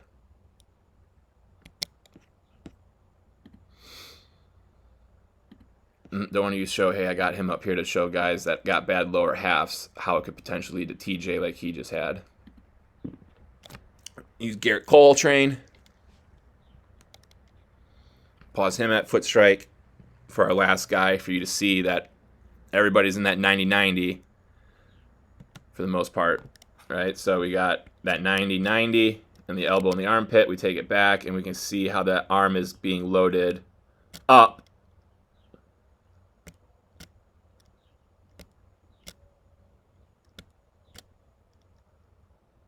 Before it then ultimately gets thrown out. So we just need to work on our arms path, not getting so tight to our ear like a catcher. Once we have it hanging down back by our back pocket, by our back hip, we want to think about flipping it up versus allowing it to come in. Because once we get here, now it's got to come back out as we throw, and that's can add stress to the elbow. That can begin to add some stress to the front of the shoulder in our labrum area. So we want to make sure that we work on getting to that 90-90. We got your video going to play here 2 times through. The first time will be all one motion so you can see what you look like synced up here from these 2 points of view. And the second time, oops, sorry about that. Here, now we're playing your video 2 times through. This first time will be all one motion so you can see what you look like synced up from these 2 points of view.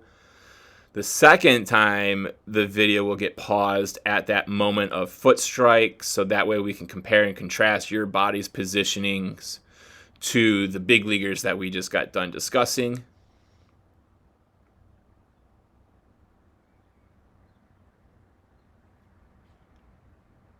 Okay, so here we are at that moment of foot strike.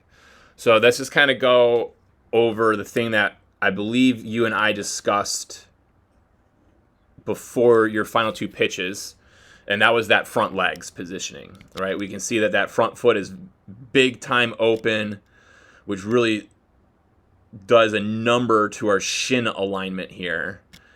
And because this is going this way, we can also see what that's done to our upper body as well. This position here is going to be very difficult to be explosive this way. Mostly because all of our energy is going this way, which means this arm is going to get flung up this way. And as we go to throw, we'll see how that hand does go a lot around before it finally gets to start coming through. And that's all based off of that front leg getting into this crazy position here.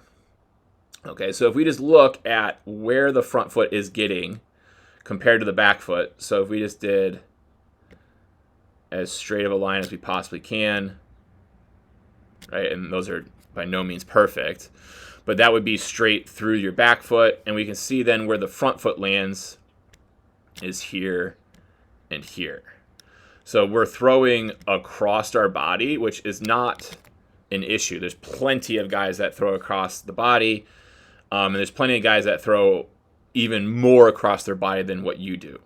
However, your front leg is not agreeing with throwing across your body.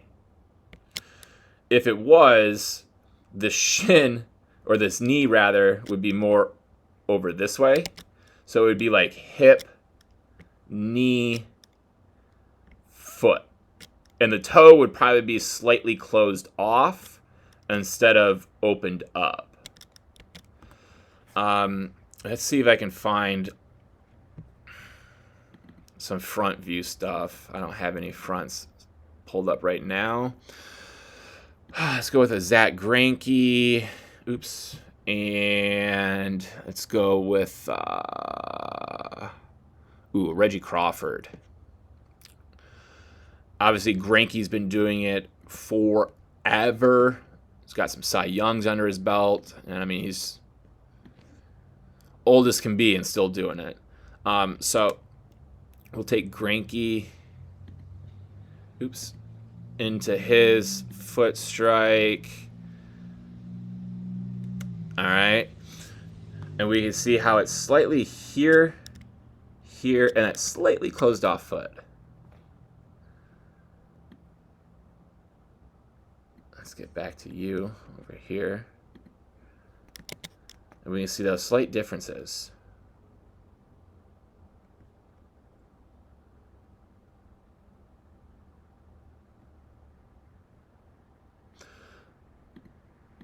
Get Big Reg up here.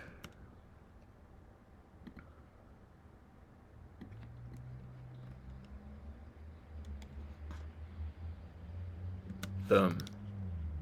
So you see that's there, and that's there. And if we did his back foot and heel,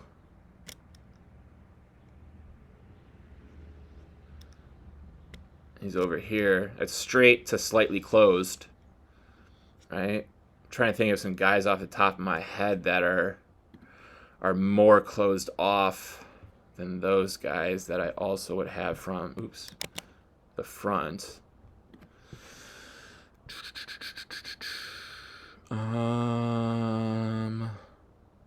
Here we go. He's a low slot guy though, but I have to imagine because he's low slot, he's going to be across the body slightly. Yeah. Okay. So we can see that his angle is sort of kind of like yours, right? But not just as extreme with this bowed out. And more so because the foot is able to stay straight. That's helping a lot.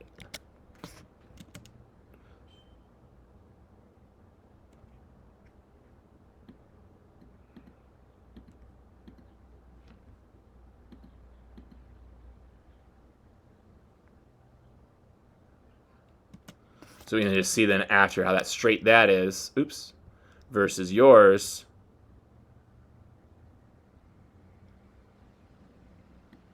At the same time, your kneecap's going over towards first base. His kneecap's going towards the catcher. And that just is all about how that front foot got into the ground versus how his front foot got into the ground.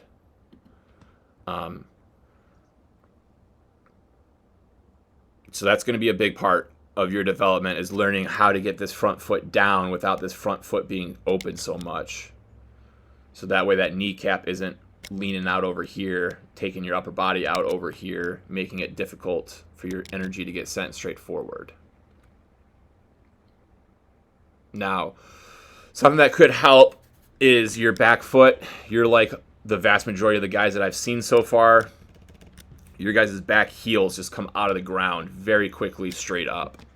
So if we watch here, up, up, up, up, up, up, up, up, up. Let me slide over here. We can see that same thing.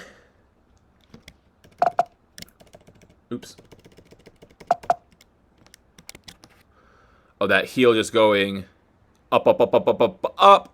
And then now, right before this front foot hits the ground, and this heel is all the way up off the ground, now we try to rotate forward. But it's hard to rotate forward when we're just going to be mostly spinning.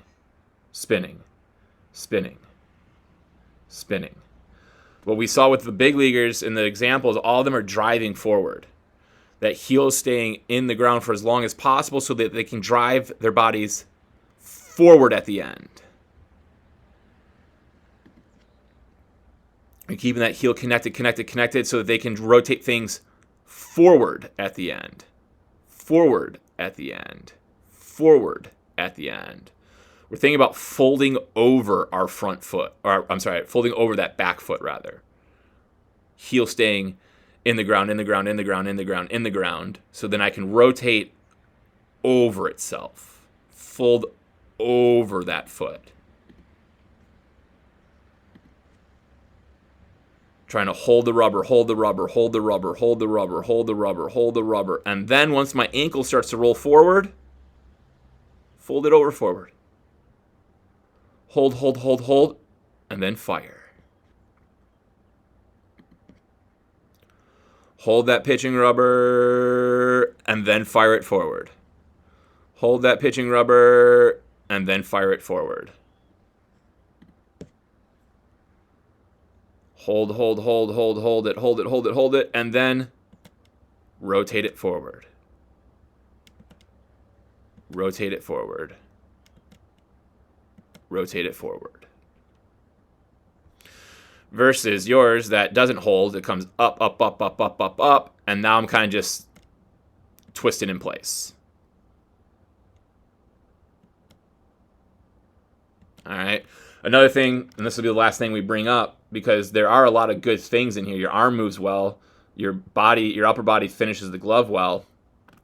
It's just noticing that when this front foot gets into the ground, how much that upper body has already rotated itself around.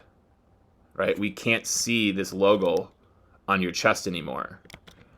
But we get back to all of these guys at their moment of foot strike. Boom, their logo is still facing first for Snell. We can still see that logo at third. We can still see his logo at third. Logo at third. Right? All of these guys are the same. We're separating that upper from that lower. So now that the lower half is rotated, now the upper half gets to take all that energy that's being sent up and use it to amplify, multiply his upper body's rotational abilities.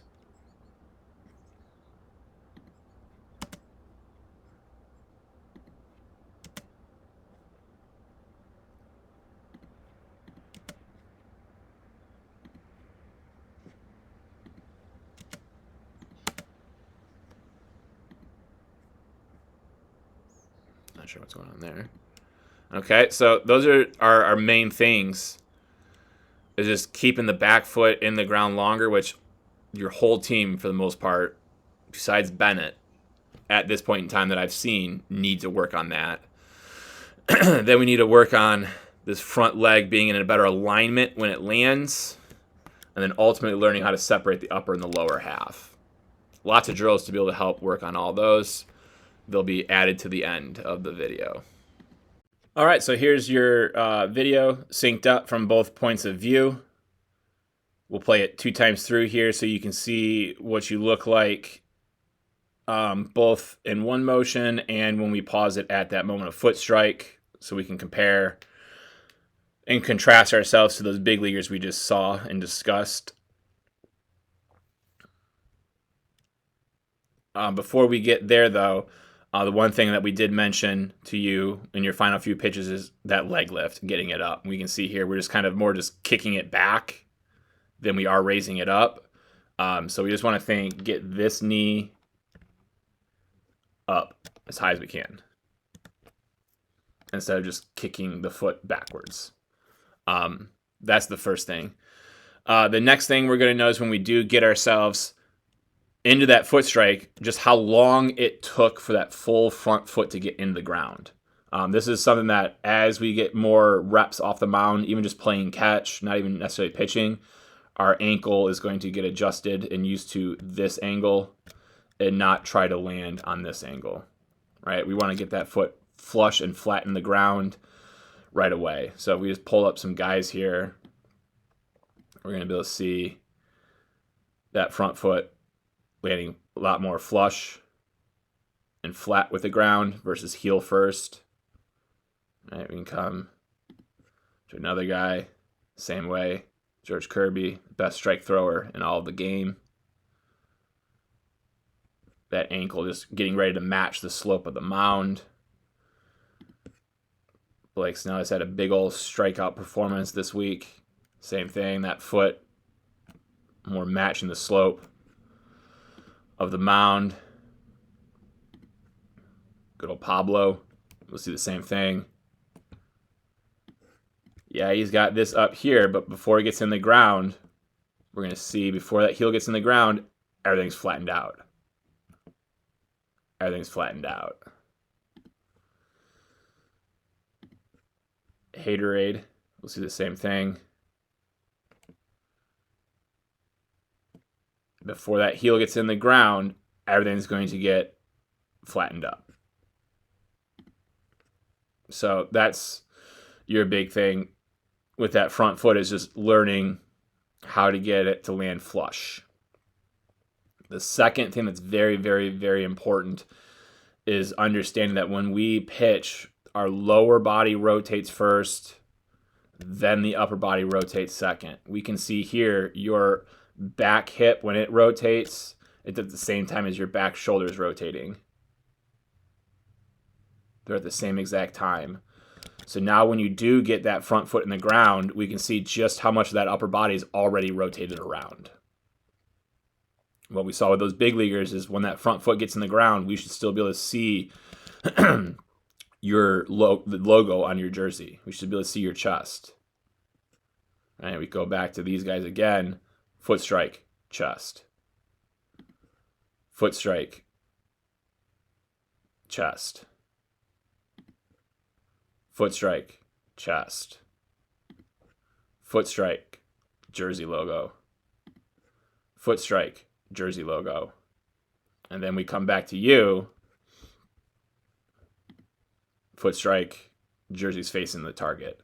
So in order for your chest to be where we want it to be, it'd be like right here.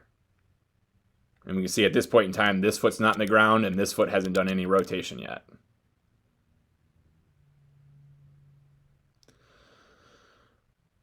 So we need to learn how to separate our upper half from our lower half. A lot of upper lower half separation drills, a lot of hip shoulder separation drills, because right now everything's coming together, which minimizes our velocity big time. It definitely affects our command ability, and even more so, it drastically is increasing the amount of stress that's being put on this arm to make these throws.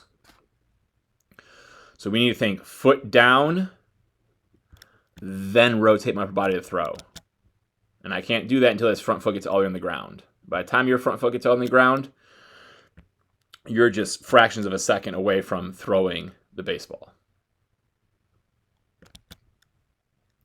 So we got to think the back hip fires forward as the throwing arm loads back and up. Right now, when your back hip fires forward, so does your back shoulder. See, so your arm is already loading up right here, way too early.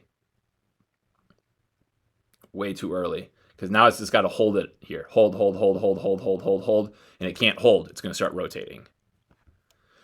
So we got to slow down with everything. And which is going to help is we get a higher leg lift. Things are going to be a little bit slower to get down the mound.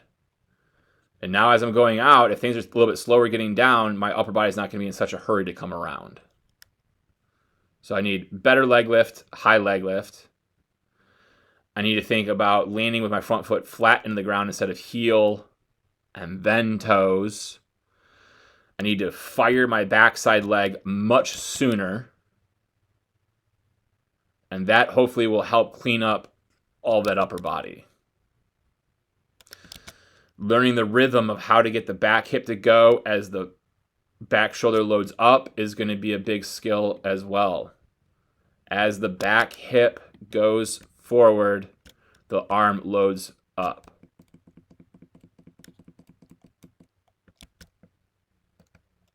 As the back hip goes forward, the arm loads up. Up.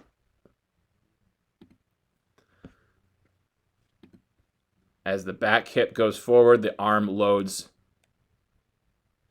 up. As the back hip goes forward, the arm loads up. As the back hip goes forward, the arm loads up.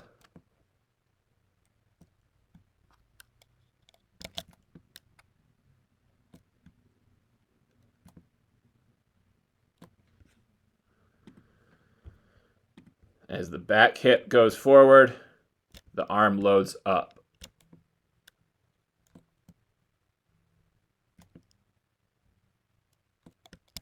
So learning how to do that movement, the lower half rotating while the upper half counters it, is going to be very, very important for your development on the mound.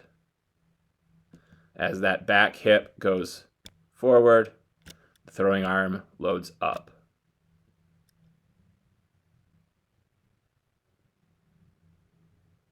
So that way the back hip can go forward and the back shoulder can stay back, separating the two from one another.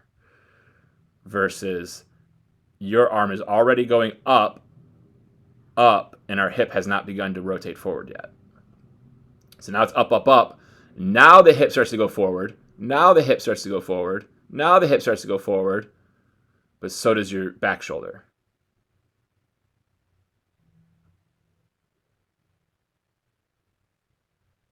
So high leg lift, flat front foot hitting the ground, and then we got to learn how to get the lower half to fire as the upper half stays back. That separation movement.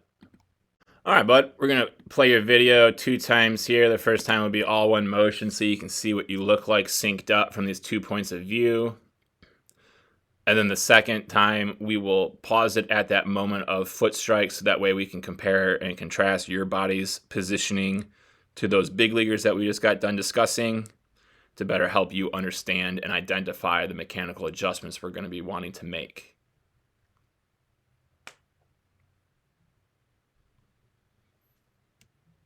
Okay, so here we are at that moment of foot strike, and the front leg is in a position that's going to be very helpful for us to be able to throw through and around it. Our glove is in a position that as long as it doesn't go any more outside of our body, we're going to be pretty good. Looking at the back foot just as a snapshot shows that it's doing good quality movements. The back knee, just the snapshot again, shows that it's trying to rotate. But what we can tell by the stripe that's on the side of your pants and how far facing backwards it still is, that tells us that we haven't really been able to rotate these hips all the way through quite yet. So as we come out of this foot strike, we'll see this, I believe it's Marucci, it looks like these shorts are. We'll see this logo on the side, that gray stripe, really start to come towards our perspective. Boom. Right? So now we know that that belt buckle, and we can tell because of the shoelace strings there, is going towards our catcher. Right? And even at this point right here, it is. Right? And we can much more clearly read that Marucci on the side of your shorts. But again, we want this type of alignment and movement and positioning out of that back leg as that front foot is getting into the ground. And we can just see that the front leg has been in the ground for some time before that lower body gets to that good rotated position. Right? So our upper lower half separation is very minimized right now because when the hips do get fired, the shoulders are also firing at the same exact time, meaning our entire body is rotating as one unit. We need the lower body to rotate as fully and completely as possible while the upper half counters that, and then the upper half can come through after that energy from the lower has transferred up. One thing, though, with the back foot that you do a very good job of, that not many guys on your team do a good job of, and it may be easier to see it from this front view, is having that back foot heel stay connected in the ground for as long as possible. Right? That's a very good skill to have. We just need to know when to fire it, right? And about right here is when we need to start firing things. We can see your knee is going to start to collapse in, but it's the only thing that's going in. Right? We really need this foot to start to turn over so that the back hip can get going as well. And it just doesn't quite get it going as that foot's getting into its foot strike. Something that can be helpful is just learning, and this will come through experience and reps of being on the mound, is noticing how we're really heel heavy and then everything gets into the ground. We want to be able to more match our ankles flexion with the angle of the slope of the mound. And like I said, the more often that we're off of the mound, not even pitching, but just playing catch off the mound, the sooner your ankle and your foot are going to get on the same page and match the surface of the pitching mound rather than being almost opposites of it.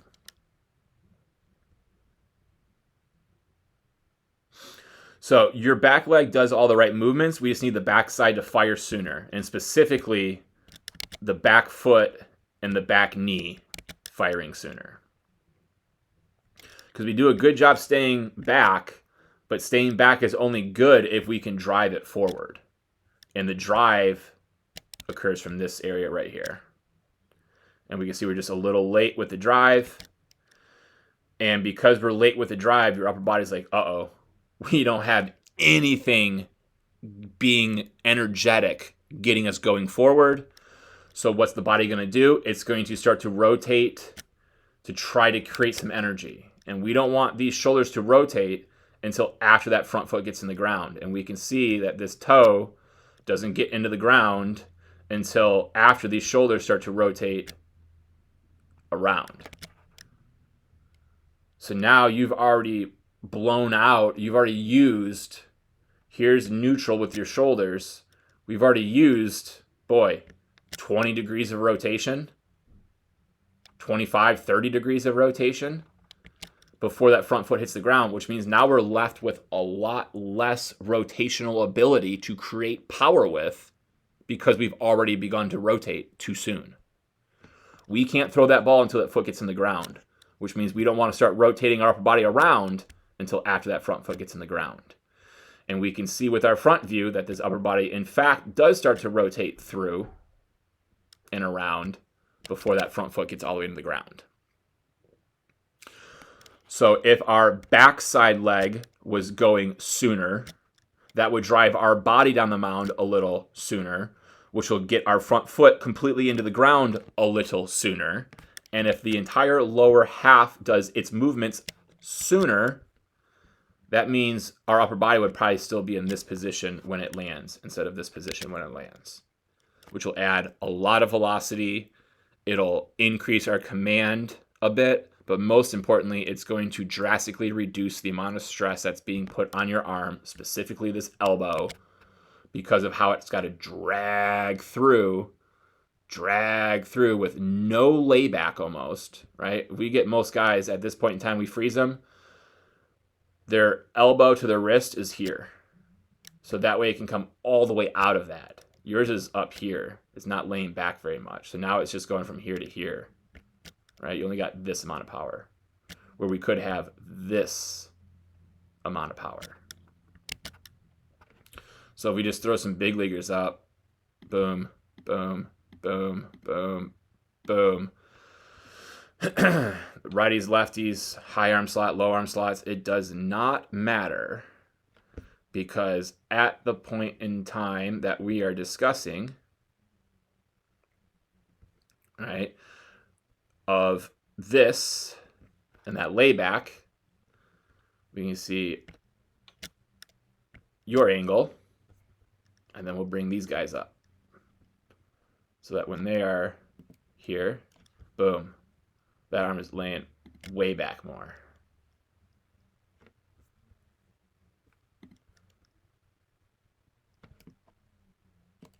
As the shoulders rotate, that arm is going to lay back. Same spot, almost exactly right there. And we remember yours was up here.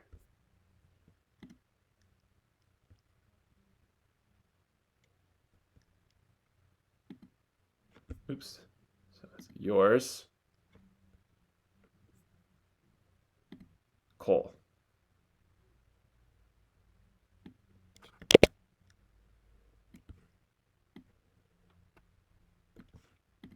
What else can we notice? You're straight up.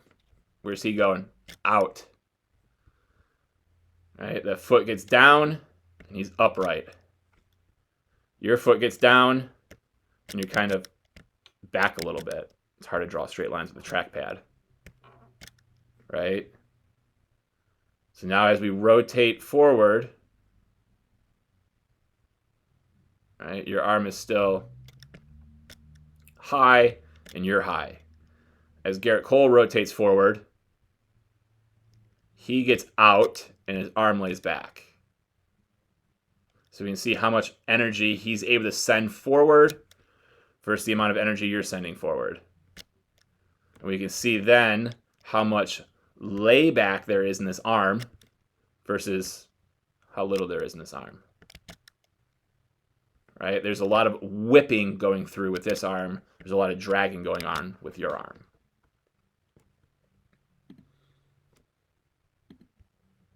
Josh Hader, lefty, but still, this is going to be the same thing. As he comes through with that chest, where that arm's at, all the way back, full lay back, chest is out. Where did it start? When that foot got down, started straight up and used all that power to go down.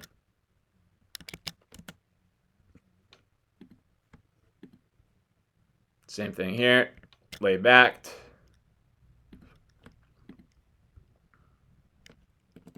Snellzilla, same thing.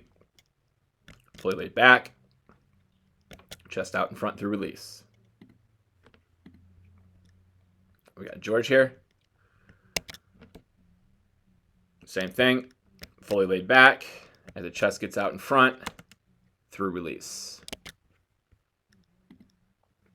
Okay, so those are really the big things that I'm noticing in your delivery here, is that these shoulders are starting to open early, mostly because the lower half, both feet, both legs are late doing their rotations.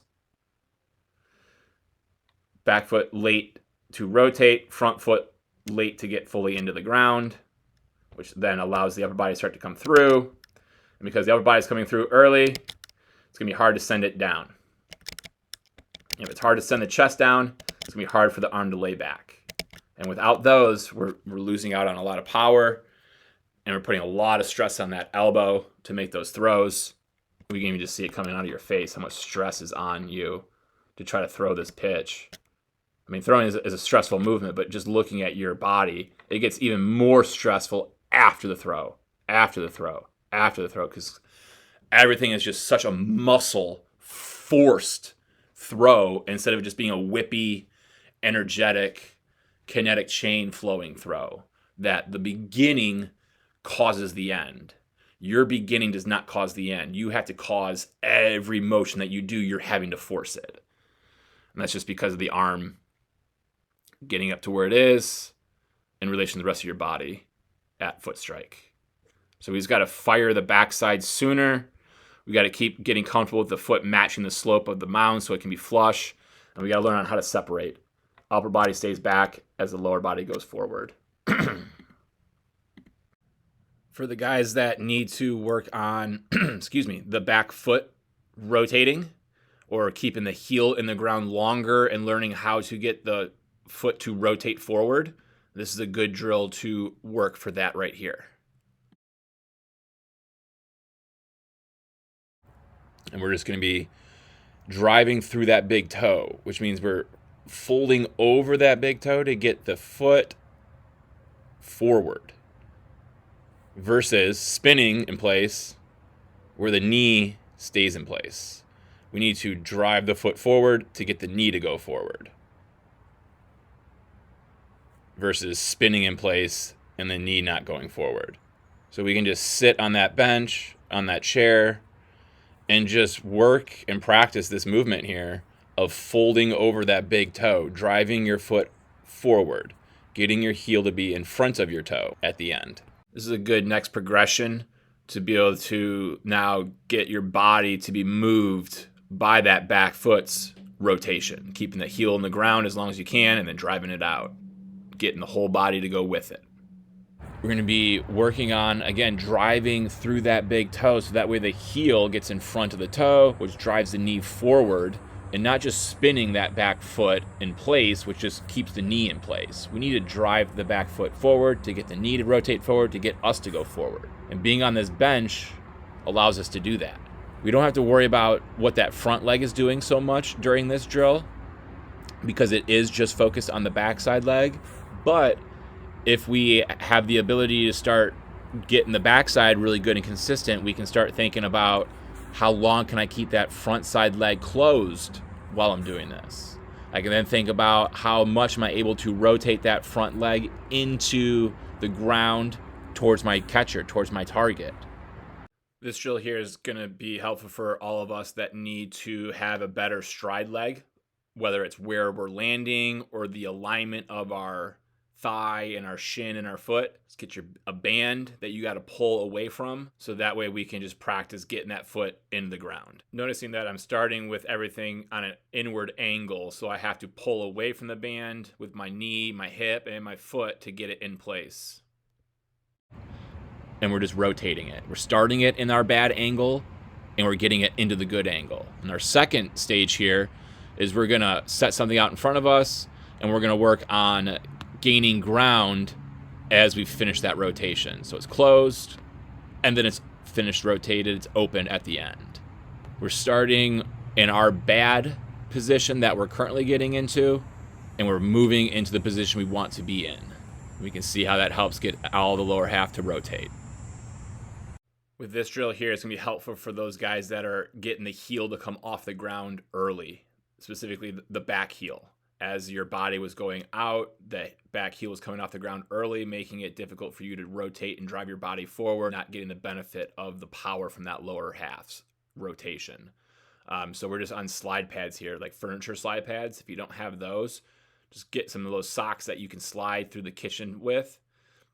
Have your back foot on a shoe or in the carpet, and then your front foot just slides out. And just notice the alignment of the body's posture here, trying to keep that weight back in my back hip as I go out. This can also be done to help those that need to maybe work on their glove path or their arm path and how it goes out. And you can see how going through these movements, I can incorporate those hand separation movements as I'm keeping that back heel in the ground. This drill here is going to be helpful for those that need to work with keeping their trunk, that upper body, upright when that foot gets in the ground, and learning how to get the whole body to lean out in front into contact versus just already being out in front and not being able to get more out in front through rotation.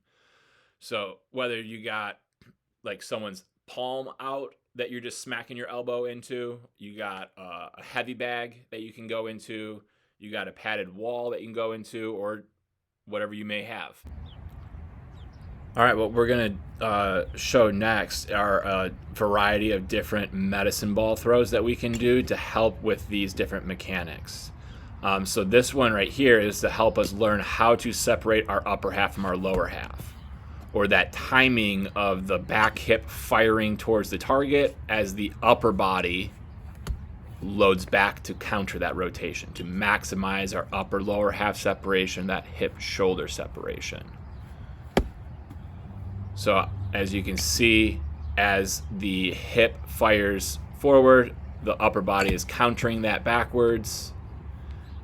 And I do that a few times to feel that rhythm before ultimately trying to do it the same exact way as I then fire that upper body through after the hips have already fired, to get that rotation. And I'm trying to hit as straight back behind me as possible. If the ball kicks out on an angle, we didn't hang on to it long enough and our rotation wasn't on time. I'm using a 10-pound med ball here. You guys could probably get away with a 4 or a 5.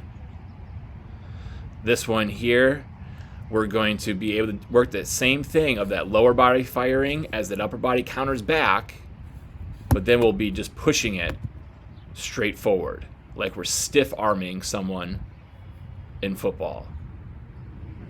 I got my glove hand underneath the ball, and I got my throwing hand behind the ball.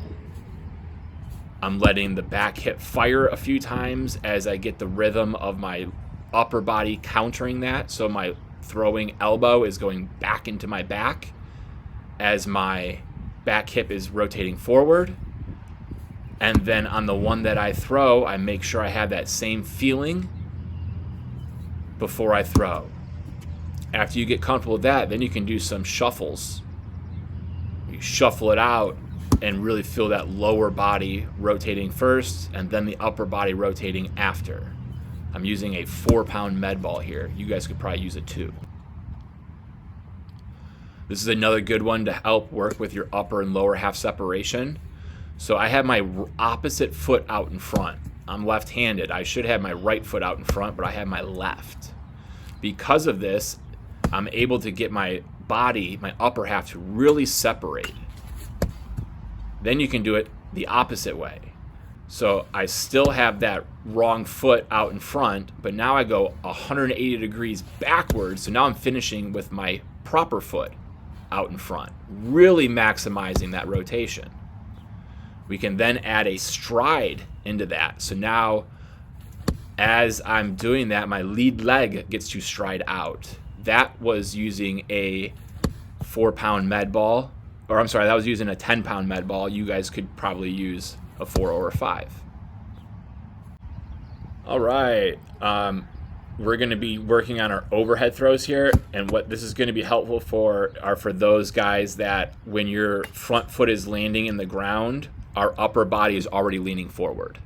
Because this is really going to help us learn how our entire trunk, our entire upper body going down helps propel the throw to go out. So as the chest goes out and down, the arms will get sent out and down after it. So if we're already out and down with our chest before it's time to throw, it's going to be hard to get that benefit of the chest going out. So in slow motion here, it'd be easier to see how we want to be back, back, back, back, back. When the foot hits the ground, we're upright, and then it gets launched forward with all that energy. All right, I'm using a 4-pound med ball for these just because my 10-pound doesn't bounce, and it's easier just to have it be bouncing back to me. So I would usually use a 10 on this, which means you guys could use anything between a 2 and a 4, maybe even upwards of a 5-pound med ball.